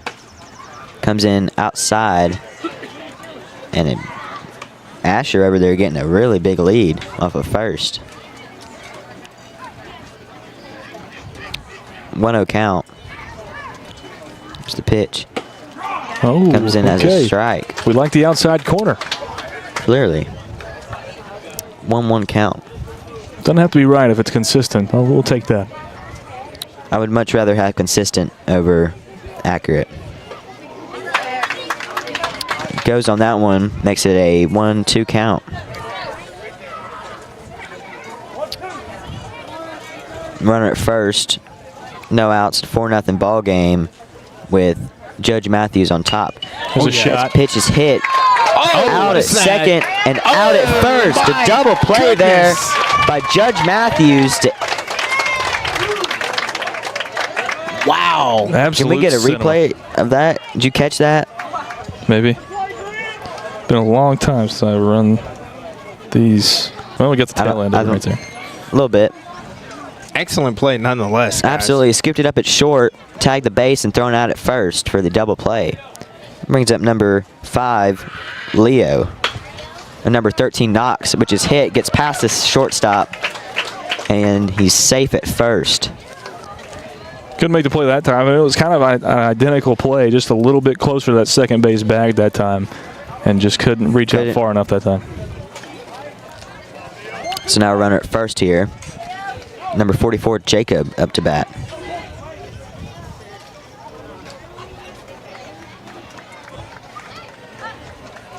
The pitch comes in as a strike. We like that outside corner. It's consistent right there. It might be catching a little bit of it. That was out, though. 0-1 pitch. Swung on and fouled off.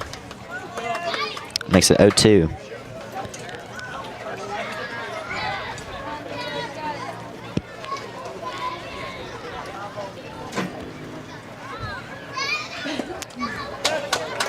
O2 comes in as a strike. And he's tagged out on the drop ball, third strike. And that'll be the end of the first inning. We'll take a quick break and we'll be back after this on the Front Porch Sports Network.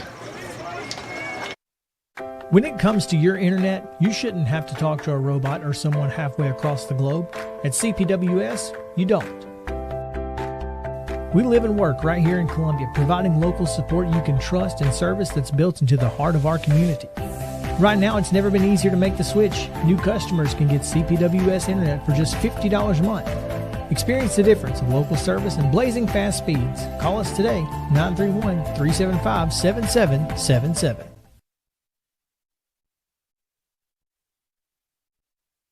Hi, I'm Robert Rogers at Parks Motor Sales Buick GMC. And I'm Michael Parks Lawrence at Parks Motor Sales Buick GMC. Together, we're Mr. Bobby Parks' grandsons, and we run his dealership, and we are glad to be part of our local community. Being family owned and operated, we invest heavily in our community. We do things like sports teams, schools, bands, you name it. We try to help everybody we can. The reason why we do this is because we all love this community. So come do business with us, your neighbors, at Parks Motor Sales in Columbia, Tennessee, right off Nashville Highway, or at parksmotorsales.com.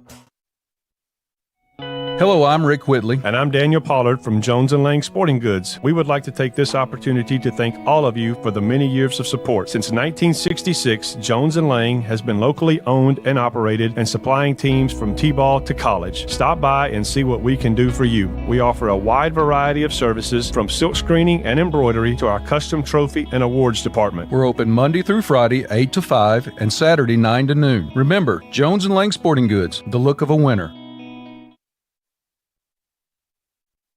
Welcome back here to Columbia American Little League. It's a 4-0 ball game with Judge Matthews on top. Swung on a miss there.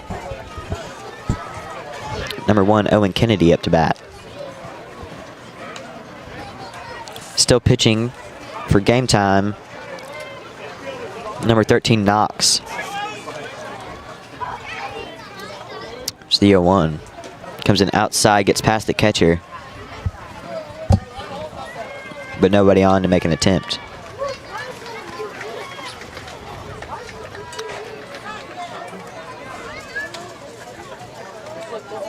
The 1-1 comes in as a strike. It's consistent. Yeah. 1-2 count.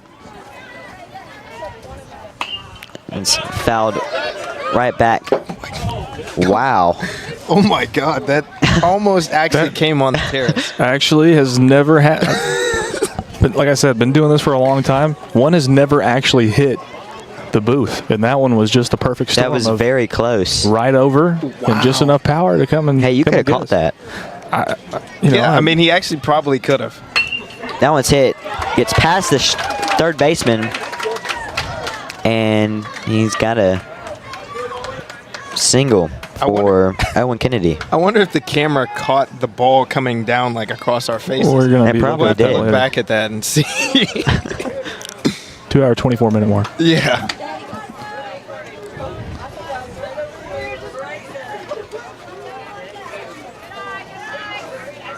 Game time still looking for that elusive first win. So back up to the top for Judge Matthews, number 24, Brady McKillen. It's not the way you want to start. And one comes in inside and makes it a 2-0 count.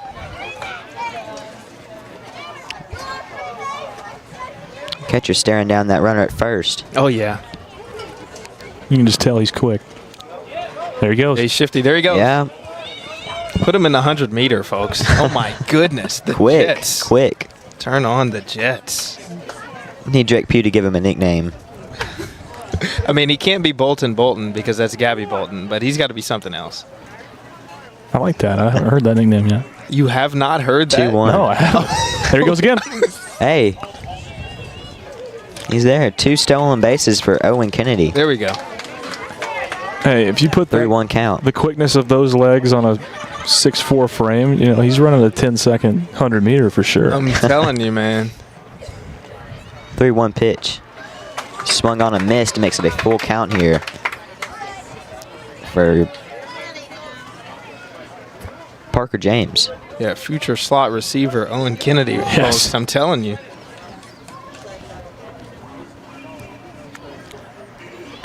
Another swing and miss there. Makes the first out of the inning.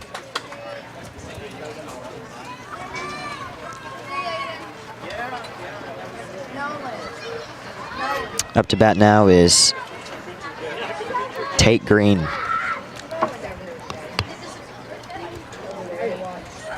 And comes in outside for ball number 1. Dude, what a helmet. Yeah, he's got the fit on. Is it an ice cream cone? Is that the? I think so. Is that the wrap we're going He's for? missing the bat to go with it. Very creative. That would be something. Yeah. But then if you go bat, you got to go cleats as well.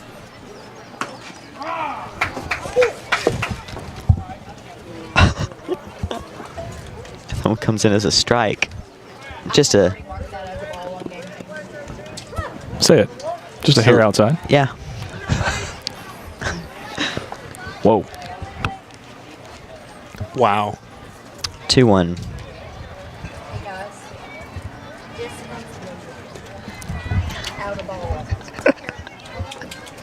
I've watched all the games. 2-1 pitch. Swung on a missed. Makes it a 2-2 count with 1 out. Runner at third. I mean, that was a good couple of feet out there, wasn't it? A little bit. I mean, it looked like it. From our perspective up here, we're high, so I mean. You can't use that excuse for all of them. Did he call that a strike? Nope, he didn't. Full count. I believe that one was, though. That one was a strike. Yeah. Okay. So a 3-2 count here. That one gets past the catcher. Here we go. And Owen Kennedy. There we go. Takes home. The fastest man in Columbia American Little League. Owen 5-0 game. There he goes. He hesitated a little bit, too. I think he was waiting on the call. Just like me. I mean, I was holding my hands up, man. I was waiting for the call.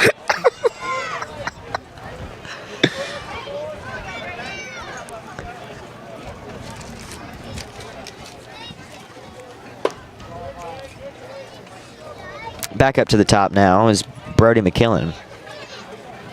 It's a 1-0 count for him. Only 4 outs so far. I've already gone through the lineup. Okay. 1-1. We're back to where we were.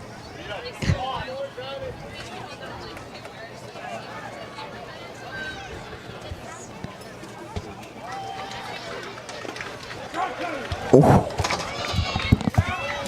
Runner goes to second. Okay, that skipped across the plate. Yeah, there's no defending that one. That one skipped. And that third base coach is not happy. Yeah, he's not pleased at all with that card. I wouldn't be either. That one's fouled. Is that what a ball? 1-2. Wow, what a sequence of events here. I mean, we have a developing story here. 1-2 count. And for Brady McKillen. Also the pitcher for Judge Matthews. Here's the 1-2. Comes in low. Stolen base. Safe at third. It's Tate. Tate Green. 2-2 count here for McKillen. Here's the pitch. It's an awkward one. Scooped up by the third baseman and safe at first. And a run does score from third. Yeah, he kind of hit that off the middle of his bat. Yeah, that was... Had a lot of spin on that ball. There was a lot of spin. You'd like to see your pitcher probably closest one to where that ball landed, but honestly, the furthest guy from it, the third baseman, came up and grabbed it. It's hit. That was perfect. Into left center, or right center. And that's a base hit. That was just a clean for Reese knock. Shannon. It's another one that we've seen. Yeah. See, this is the bat that Tate needs to be using with that helmet. I'm telling you. Yeah. It is. It fits absolutely perfectly. Little rainbow color going on. Baskin Robbins order right there on the bat. Yeah. I mean, wow. I got it.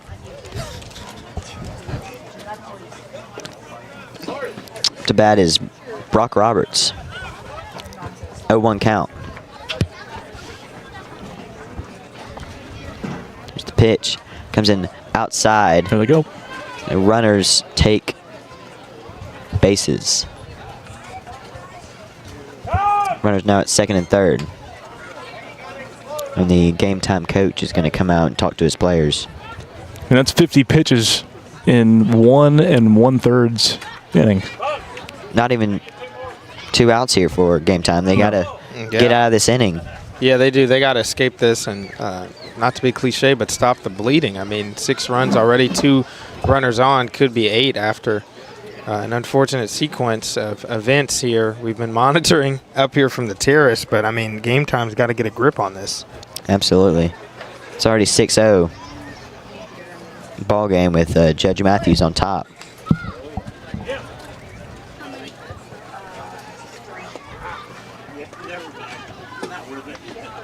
Long. Very meeting. long. If they're not going to be switching a pitcher, this should. I guess the only reason they're not breaking it up. Yeah. Is probably because they're trying to get more baseballs in from the I press think box. so. That's got a little lucky there. We could have gone to break. 1-1 count here for number 2, Brock Roberts. It's the 1-1 from Knox. Good pitch. Pretty pitch there down the middle. Very good pitch right there. 1-2 count. The catcher tries to throw the runner out at third, Risky but throw down. it's unsuccessful.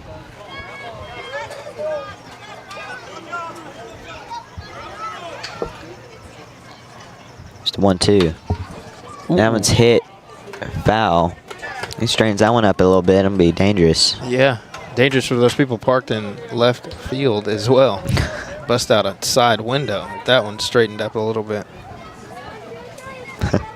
1-2 count. That one comes in outside, and the runner is trying to take. Hey, he got under it. There you go. Can we get a replay of I that, think he Larry? got under it. From my angle, it looked like he got under it. I think that's a good call. The dramatic effect there was The delay very of the call. impressive. I think he got under it. I think he did too. Yeah. That foot got there. He kind of went outside a little bit, and that's a good call. Yeah. So that makes it a 7-0 ball game, Judge Matthews.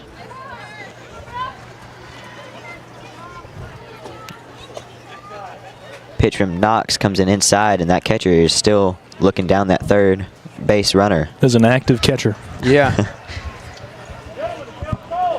3-2 full count here for Brock Roberts. And a swing and miss will retire him. So strikeout you needed. So now 2 outs here for game time. In the top of the second inning. It's the first pitch. Comes in. Throw down. Safe at third. After the throw down from the catcher. It's a 2-0 pitch for Towers. Bounces off the plate. The runner is coming home, and another one scores for Judge Matthews. They cleared him out.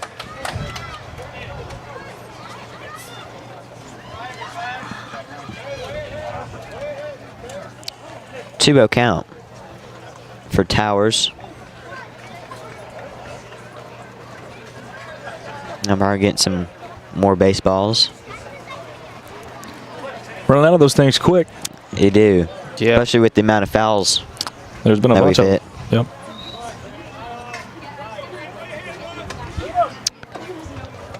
It's the 2-0 from Knox. That one comes in as a strike.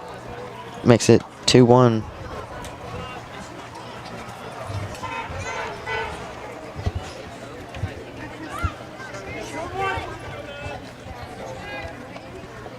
There's the pitch. Swing and a miss there, evens the count up at 2. 2 balls, 2 strikes, 2 outs. An 8-0 ball game in the top of the second inning. Judge Matthew leads. Game time. That one is fouled off. Yeah, got the end of his bat. That was a 60th pitch in the top of the second. Whew, for Wow. Knox. Limit's 85, by the way. The difference in the pitch count is crazy. 60 to 10. 60 to 10. That one's a hard hit into... It's in an awkward spot. It drops. Drops in shallow center. And that's a base hit. Judge Matthews has been working that gap right behind second base and in right center field. Yeah.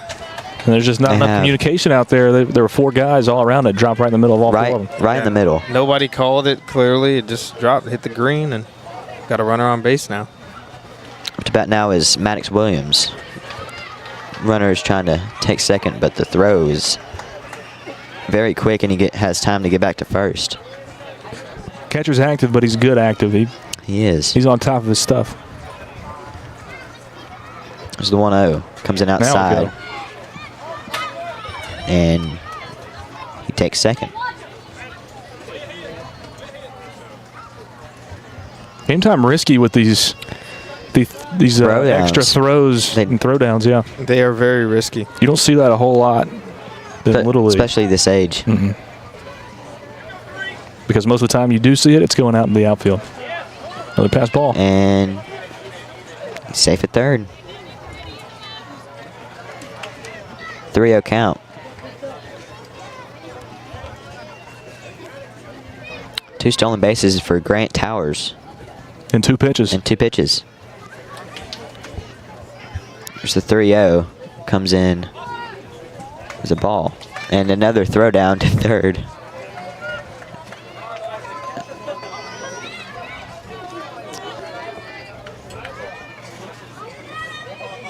Isaac Winnie up to bat now.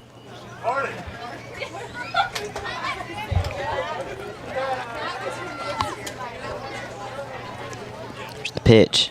Comes in low. And the runner is taking second as the catcher is looking down third. Opposite side of the plate with that pitch right there. That's a strike. Yeah, that would be correct, Lou. It's the 1-0. Comes in as a ball. 2-0.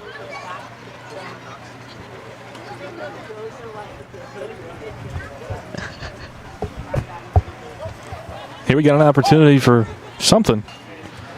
It's the throw over to third, and then they try to go back to the pitcher, but it gets all the way to first base. See, that's what I'm talking about. You can. As a coach, how long do you let your catcher just free throw it? I mean, there's got to be some kind of cap.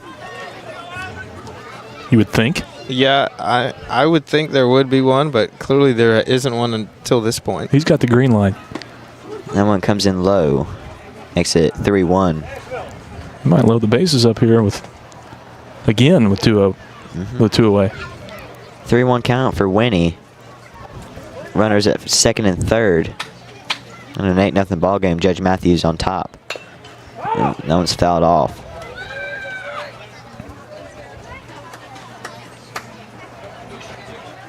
Three-two count here for Isaac Winnie.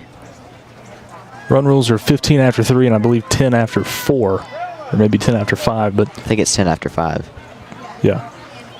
But 2 more runners in here would be a big deal for Judge Matthews. And a runner is coming home. Safe at home. Safe at home is Grant Towers. Makes it a 9-0 ball game. Keeps inching closer. And another mound visit. We'll take a quick break as he's talking it over with his team. We'll be back here on the Front Porch Sports Radio Network. We at Hollins Pharmacy must be doing something right. We've been providing pharmaceutical services in the Middle Tennessee area for over 60 years. The guiding principles of our business are fast, accurate, friendly, personal service. We do not have long waiting lines, and our phone calls are answered by a staff member. We strive to get to know our customers by name, not just a date of birth or number. We are your locally owned hometown pharmacy, and we appreciate your business. We urge you to come visit us at Hollins Pharmacy, 1608 Hatcher Lane here in Columbia. Hello, my name is Zach Maddox. I'm a proud third-generation owner-operator of Columbia Paint and Wall Cover, founded by my grandfather, Ralph Maddox, in 1946. We offer a variety of paint and wall covering products, but our passion is customer service. We can offer many personalized services and can come out to your house or business if needed. Come visit us at our Columbia location or our new Spring Hill location behind Church of the City, or visit us online at paintcolumbia.com. Some people are just obsessed with their lawns. They'd cut their grass with a pair of scissors if they could. Thanks to Gravely, they don't have to. You see, Gravely makes not only the best built and most comfortable lawnmowers, they also leave your house looking like a doggone country club.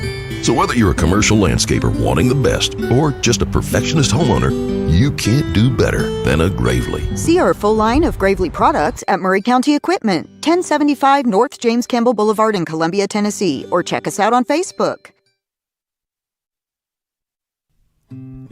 Columbia Power and Water Systems is dedicated to bringing our customers reliable local service.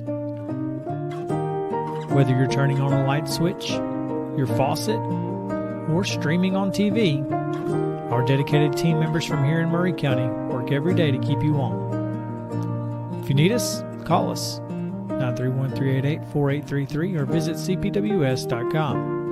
CPWS, local service, local support.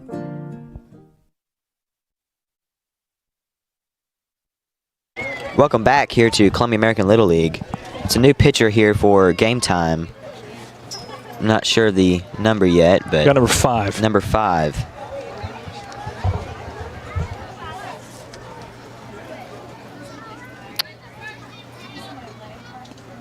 Leo. Comes another one. And a run is safe at home. Actually, 6 on the mound. It's 6. Yeah. 6. A little deceiving. Eyesight is failing me. Grant Tower. No, that's Judge Matthews. Henry. Henry now pitching for game time in a 10-0 ball game now. Columbia American coaches that are listening to this broadcast, we'd appreciate both names on the lineup so we can broadcast it correctly. We'd appreciate it. Thanks. Doesn't feel right just saying first names. Yeah. It's a 2-0 count here. Especially coming from a localized, I mean, you just think about Columbia Central football. They got 2 Jamaris, Jamari Hall, Jamari Brown. You wouldn't know the difference if you just say their first names. And thank goodness we got first and last names on the last game, because I believe we had 3 Williams across both teams. 2-0 pitch. Comes in a little bit inside. Makes it 3-0. They've hit that 10-run mark. Still the top of the second, I think. 3-0 count here. Here's the pitch. Comes in just outside, and he'll take his base. Taking a nice walk, folks. Runners the corners again. Brings up number 1.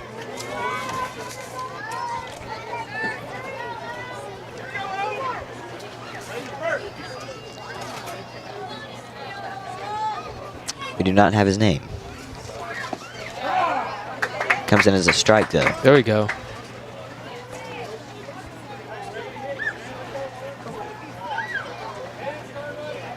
Oh, 1 count here. Is this the fastest man in Columbia American Little League at the plate? Is this Owen Kennedy? No, this is, we don't have his name. Okay. And that one's a pop-up that goes foul.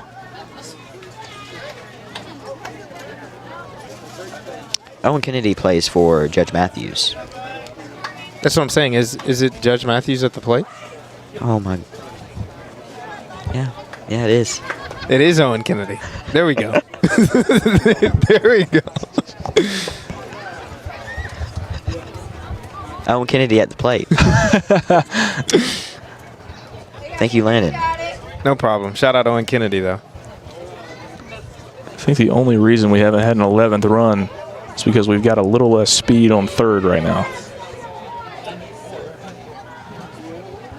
A little bit more power. 1-2 pitch hit. Gets past the pitcher, and he is safe at first. Oh, he got him. Oh, He got him. Wow, he couldn't keep the Jets on right there. Man, I thought surely he was there. So that'll be the end of the top of the second inning. Your score is 10-0. This is the Front Porch Sports Radio Network.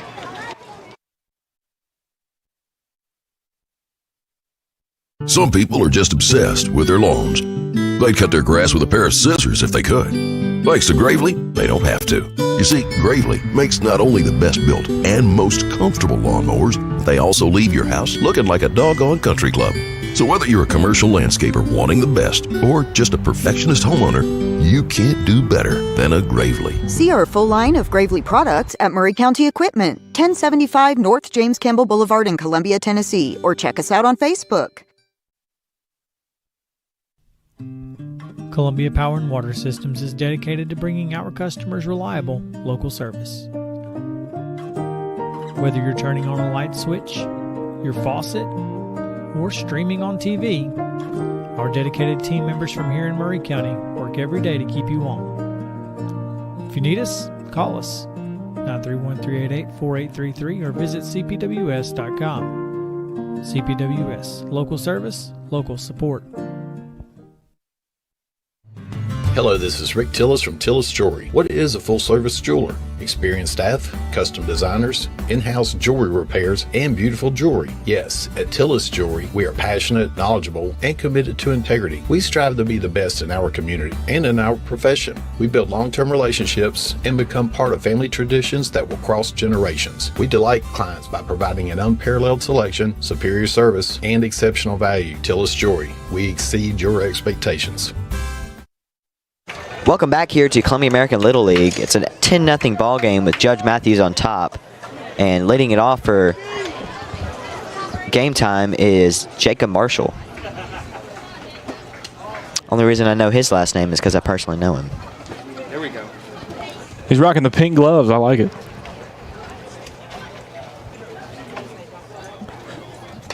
That one's swinging a miss there. 1-1 count.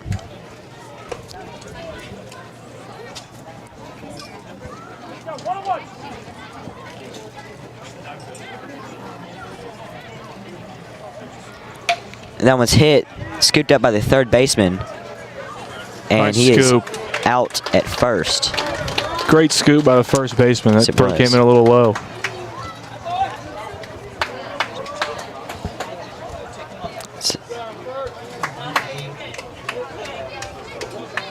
It's about now.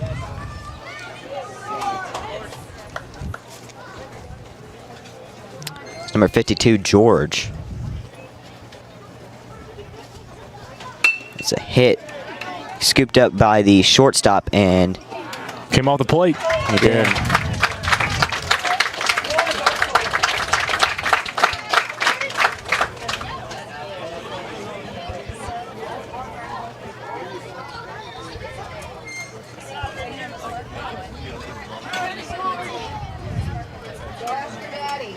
Swing and a miss there. It's an 0-1 count for Cardin.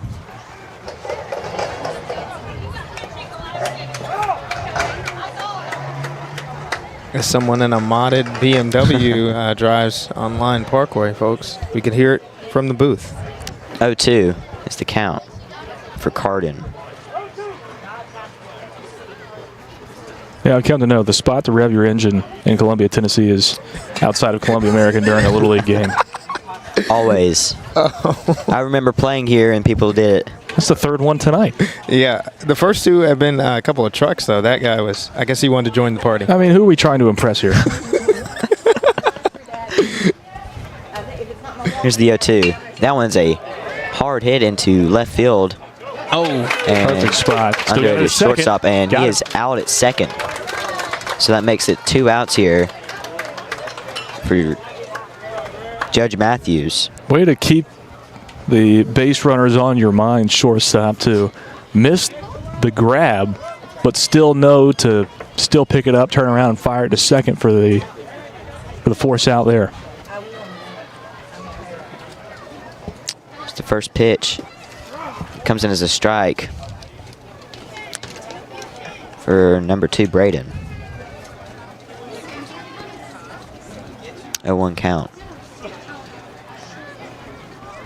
There's the pitch. Comes in as a strike.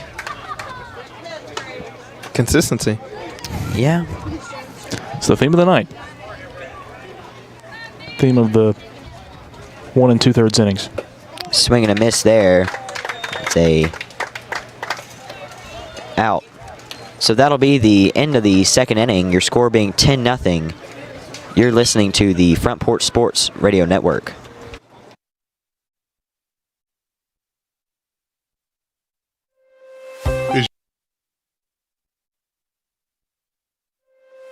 Is your insurance up to date in today's world? Foster Insurance Agency is an insurance agency you can depend on for your commercial and personal insurance needs. Foster tailors insurance coverage to meet your unique requirements stemming from years of experience and represents several top-rated companies such as Erie Insurance. Call Mike Ford or Jimmy Ford today at 931-388-8365 or stop by their convenient Columbia location at 204 West 4th Street. Foster Insurance, serving Middle Tennessee since 1952. Hi, I'm Jimmy Ford, Foster Insurance Agency here in downtown Columbia. We've been here since 1952, located at 204 West 4th Street. We specialize in commercial insurance. We write home, auto, and life insurance. We write anything from your bulldozer to your helicopter, from churches to bars. Come see myself, Mike, Shelby, or Nikki. We'll be happy to take care of you. We specialize in service.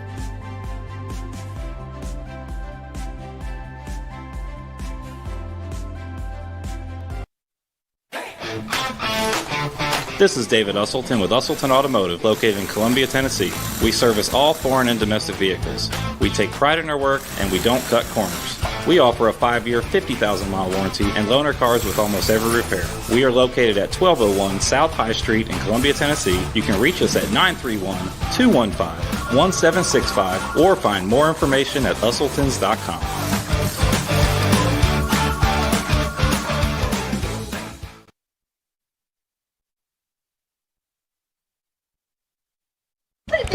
Welcome back to Columbia American Little League. It's currently a 10-0 ball game going into the top of the third. 5 more runs wins it for Judge Matthews. Game Time still gets to hit, though. It's been a pretty one-sided game here at Columbia American Little League. Yeah, so if Judge the run rule is 15 after 3 and 10 after 4. So if Judge Matthews can pick up 5 runs here in the top of the third and then not allow a run in the bottom of the third, that will end it. They're already at the mark if we want to go one more inning, though. Yeah, they definitely want the bats to continue to stay hot. Absolutely. Leading it off is Parker James. It's the pitch. It's hit down the first baseline, scooped up by first base, and tagged out at first. Good way to start for Game Time. So 1 pitch, 1 out.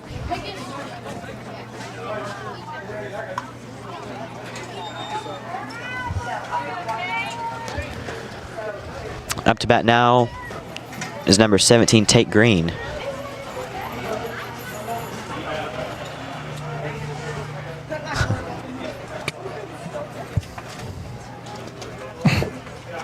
And that one gets past the catcher for a ball.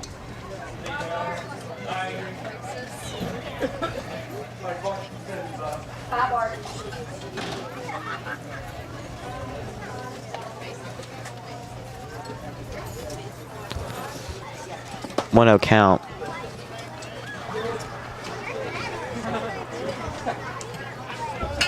Two 0 now.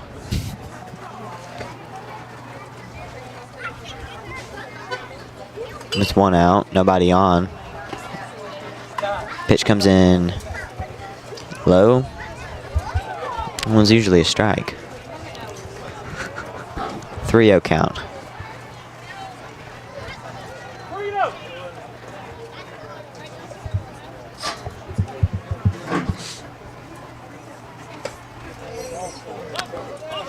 And that Ball was a strike. 4. He'll take his base. Puts 1 on for Judge Matthews. Brings up the leadoff, Brady McKillin. They're running through this lineup. I believe it's his 3rd time up. Think so. Yeah. First one comes in as a strike or foul ball.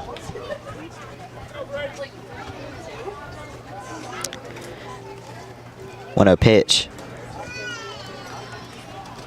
It's hit. Nice shot. Down the first base line, and a run is rounding third going home, and Brady McKillin is safe at third, and a run is safe at home. There we go. So 11-0 is the score now. What a hit there by triple. Brady McKillin. Greatly placed hit right there. I mean, wow.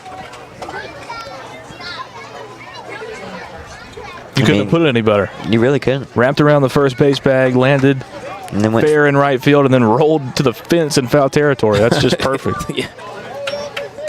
RBI triple. You don't see a whole lot of those No, you outside don't. of Stand Little up. League. Yeah. He could have gone, too. He really could have. The plate was off the mark.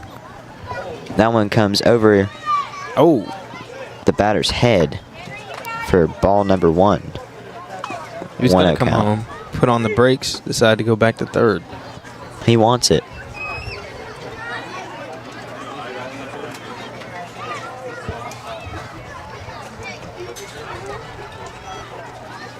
Swing and miss there. Big hack. Evens up the count at 1.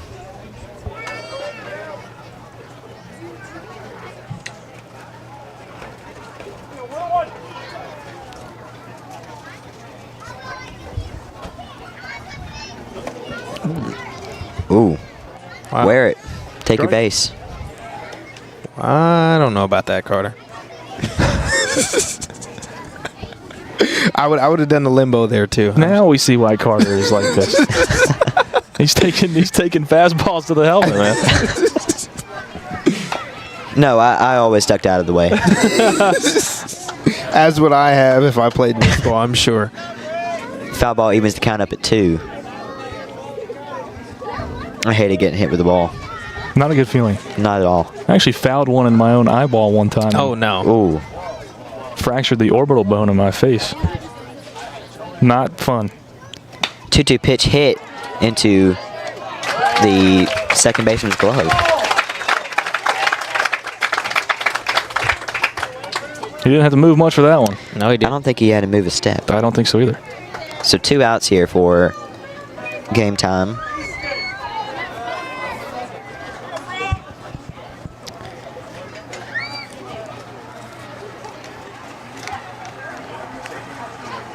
Pitch comes in outside.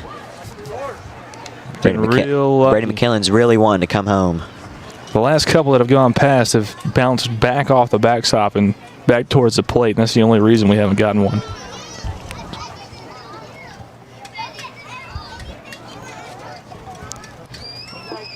One-0 count.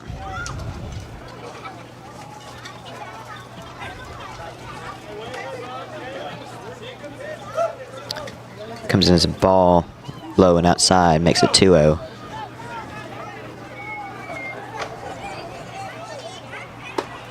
Comes in high. For number 2, Brock Reese Shannon.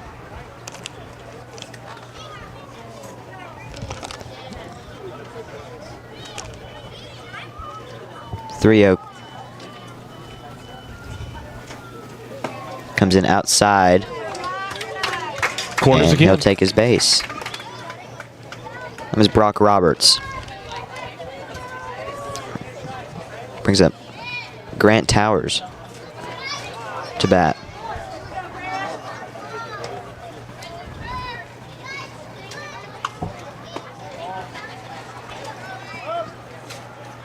Going to second is Brock Roberts. He just takes his base. 1-0 for Towers.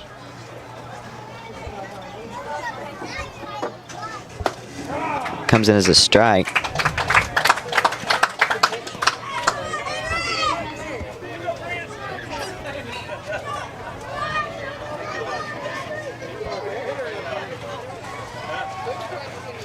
One count. Here's the pitch. It's fouled off into the net. It's a good looking swing there. He just got under. Was.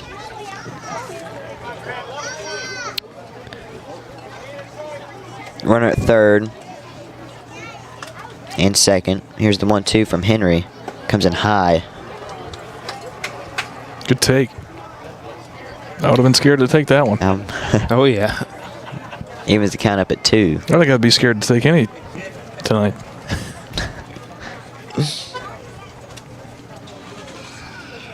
Two pitch is hit.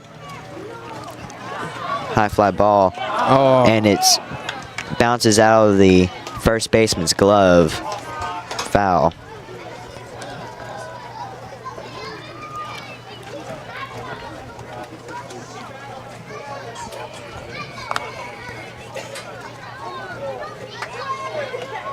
Two count. Comes in behind him. Did you see that little spin move the catcher did? Oh, yeah. Yeah, he knows what he's doing. He's athletic back there, man. He really is. He's been moving a lot. 3-2 pitch. Oh, hits him. See, that's one you duck for, because either way it's a walk. Yeah. Wow, right to the back. I've been a little cheek action going on there. Wow. Bases loaded, folks. For number 3. 15th run is at the plate. Maddox Williams.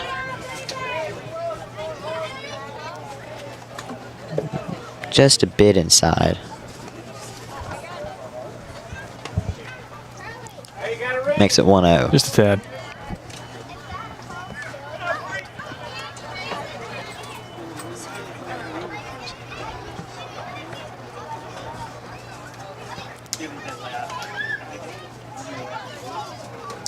Here's the 1-0 pitch. It comes in low and the catcher loses it a little bit. Makes it 2-0.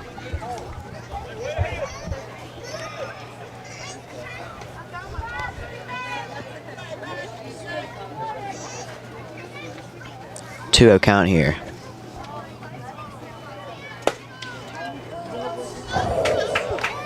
Wow. Might have been his prettiest pitch tonight. Yeah, he's and not it's rewarded called for that. Wow. Ball. I mean,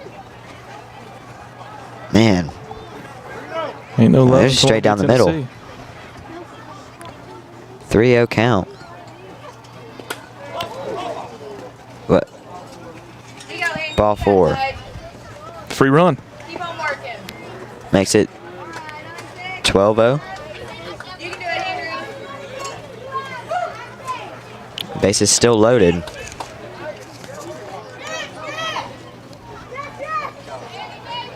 Little shift. Yeah. Never seen shifting in Little League. We just got an outfield shift towards the left-handed batter side of the field, towards right. Or someone saying, no. Can't get too greedy here. Yeah. Bases are loaded, and Isaac Winnie up to bat. As we said, the winning runs, if the score stands after the inning, are on the bases. We're past that point, but can't get too greedy. 1-0 to Winnie. Swing and miss there, evens count up at 1. Contact there, that would have gone a long way. Yeah, it would. You can see why they shifted. Yes. But look at that gap in left.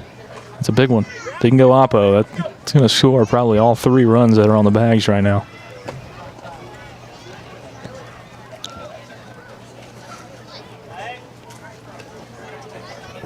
Man, you could park an 18-wheeler in that gap. A couple of them. Oh, yeah. Maybe 3. The entire Mule Day wagon trail can fit in between that. 2-1 pitch. Comes in as a ball outside.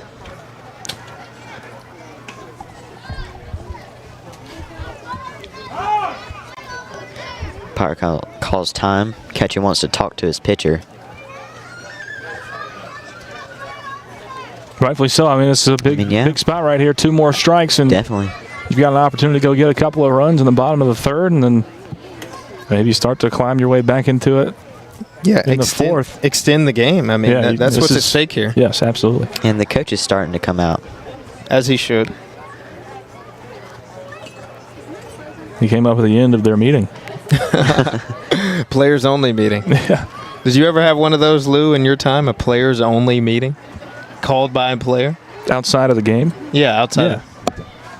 I never had one. Well, yeah, I never had one in my football playing career. I think I had at least one in basketball, maybe, but those are always interesting. They can either be very productive or very unproductive. 3-1 count. Bases loaded. Swing and miss. Makes it a full count here. Big pitch. 3-2, 2 outs. Bases loaded for Isaac Winnie. Top of the 3rd inning. Big pitch here. Huge pitch. Here's a 3-2 from Henry. Oh, a hard hit. And where'd he go? Right in that gap, and that's fair. Wow. I hold him up. Man, he could have scored. Wow. I think so too. Hey. The only part of my prediction that was wrong was that it would score everybody on base. Scored 2 out of 3. Yeah. Went right in that gap. The odds, 66% of the odds right there. And we're going to change pitchers again. New pitcher. We'll take a quick break. Your score is 14-0. This is the Front Porch Sports Radio Network.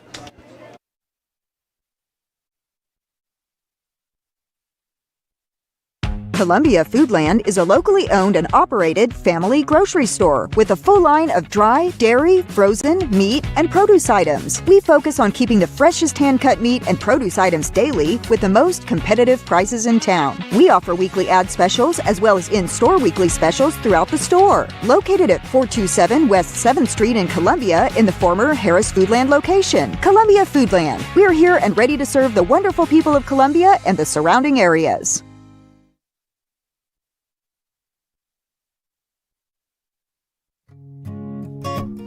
Hey, this is Trip Stoltz, owner of Columbia Ace Hardware. We are excited to announce that we have completely remodeled our store. We have expanded our selection in many brands including Milwaukee, Steel, and Big Green Egg. We have new inventory arriving daily, so come see the changes for yourself at 112 East James Campbell Boulevard, Columbia, Tennessee. Ace is the place with the helpful hardware, folks. In our connected world, a strong, reliable internet connection isn't just a luxury, it's a lifeline. For work, for school, for staying in touch.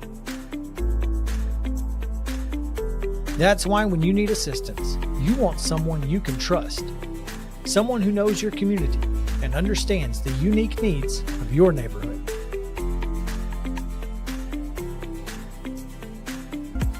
That's where our local customer service and tech support team comes in. Our local support specialists are real people with real solutions right here in your hometown. At CPWS, we're more than just an internet provider. We're your neighbors, dedicated to keeping our community connected with local service you can see and local support you can hear.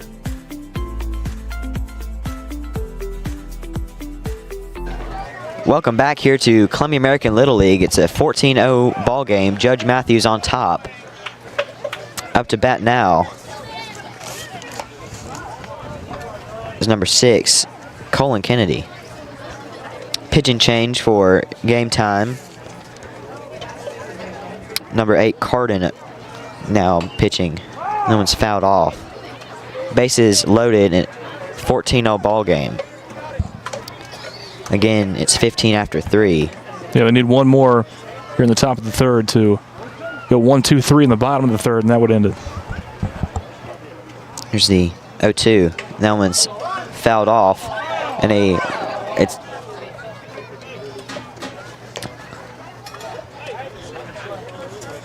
runner at third did not know it was a foul ball, and here contact on two outs.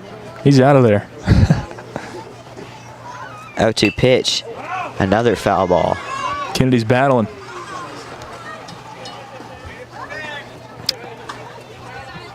Fouled off towards the coach pitch field over there.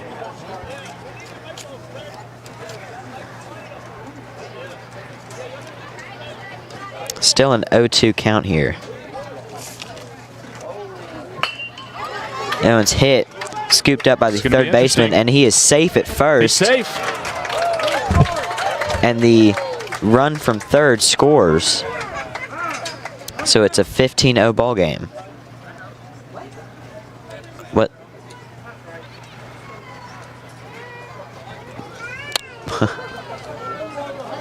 Oh boy. Was there really a debate if he was safe or not? I think he was clearly safe. I do too. Was it the home plate umpire asking the... It was. It was. Well, that's not his call. It's a strike. Runners on the corners here. And a 15-0 ball game. Yeah, now for Judge Matthews, it's pretty much about adding insurance right here. Because still only if it remains like this, one run in the bottom of the third from game time will extend this game. That one's a hard hit into the gap. There's your insurance. One comes in, and that's it. So one run came in on that pretty hit into the gap between center and right or left field. Now runners at first and second for Judge Matthews. 16-0 ball game now. That one comes in as a strike for number 11, Parker James.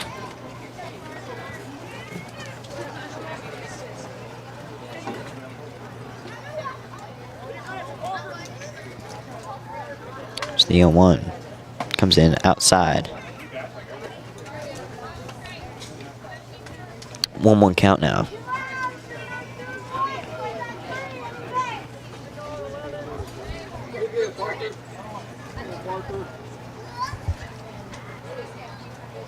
One comes in inside, makes it 2-1. Runners at first and second in a 16-0 ball game in the top of the third inning. 2 outs. Judge Matthews on top. Here's the 2-1. Comes in outside for ball number 3. 3-1 now.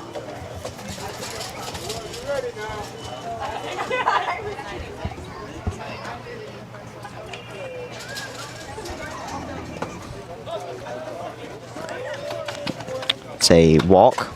Bases loaded again. Brings up Tate Green to bat. He's had some success tonight himself. Maybe it's that helmet. It's got to be. The noggin. That one's a foul ball. It goes into the stands over here. It would have been fair if he was using the Sherbert bat. The Baskin-Robbins signal. Would have been gone. Now it comes in inside, makes it 1-1.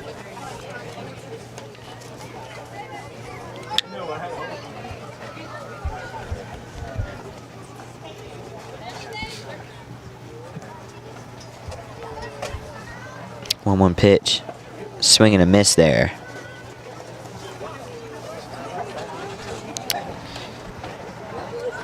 Can't go golfing.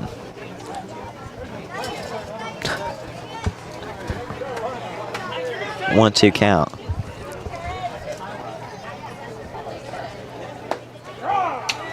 And comes in as a strike, and that'll be the end of the top of the third inning, your score being 16-0, Judge Matthews on top.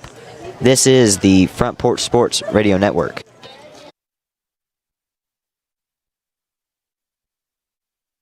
Hi, I'm Matt Perales, manager of Murray County Equipment. We help you with all your agriculture and construction equipment needs. We carry a full line of New Holland tractors from compacts to high horsepower. We have a full line of Gravely mowing equipment. We also have New Holland construction equipment, attachments, and accessories for your tractors and a complete parts department. We are locally owned and operated. Come see us at 1075 North James Campbell Boulevard or learn about us on Facebook or contact us at 931-490-8183.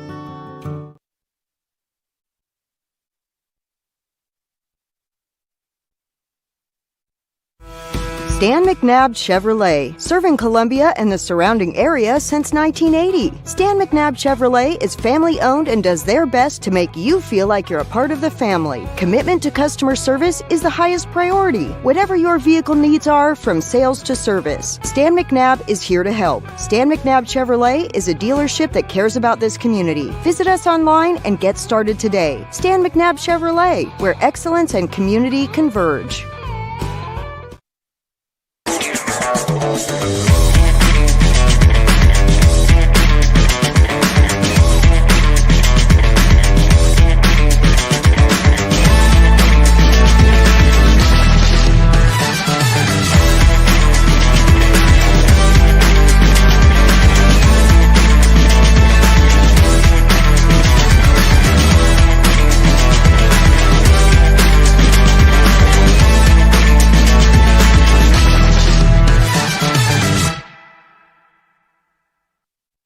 Three outs is what separates Judge Matthews from a win today here.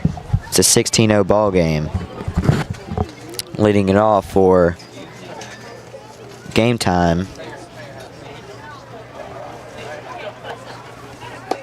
is number 7, Easton.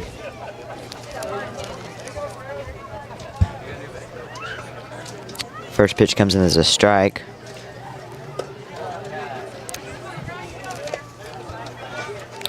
One now.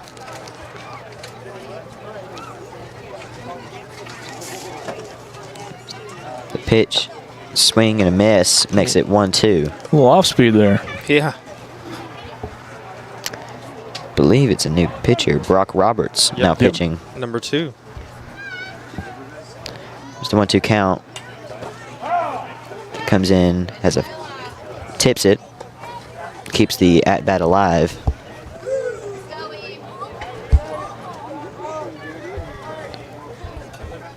Just the 1-3. Good swing pitch. And a miss. That'll retire 1. 2 away now.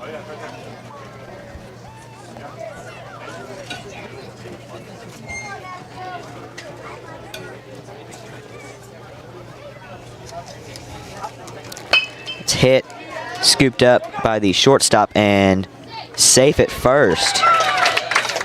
That was off the mark. Nashville safe at first. It's a cool name. Did you say Nashville? Nashville. Are these first or last names? First names. Nashville. That is a first. Wow. I've heard Nash I've plenty of times. I've heard Memphis as a first name as well. I have too. Nashville. That's very unique. Comes in high. The throw to second got him. Is in time. Runner caught stealing.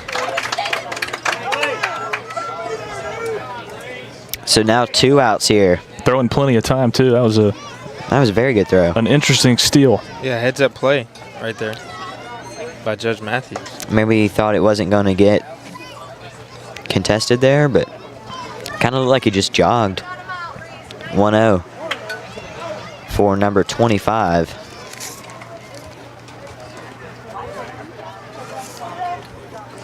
Asher, the leadoff.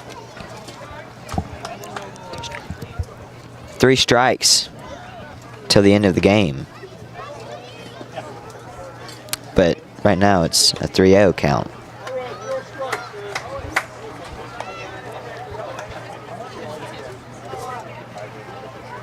The 3-0 pitch comes in. It's a strike. 3-1 count.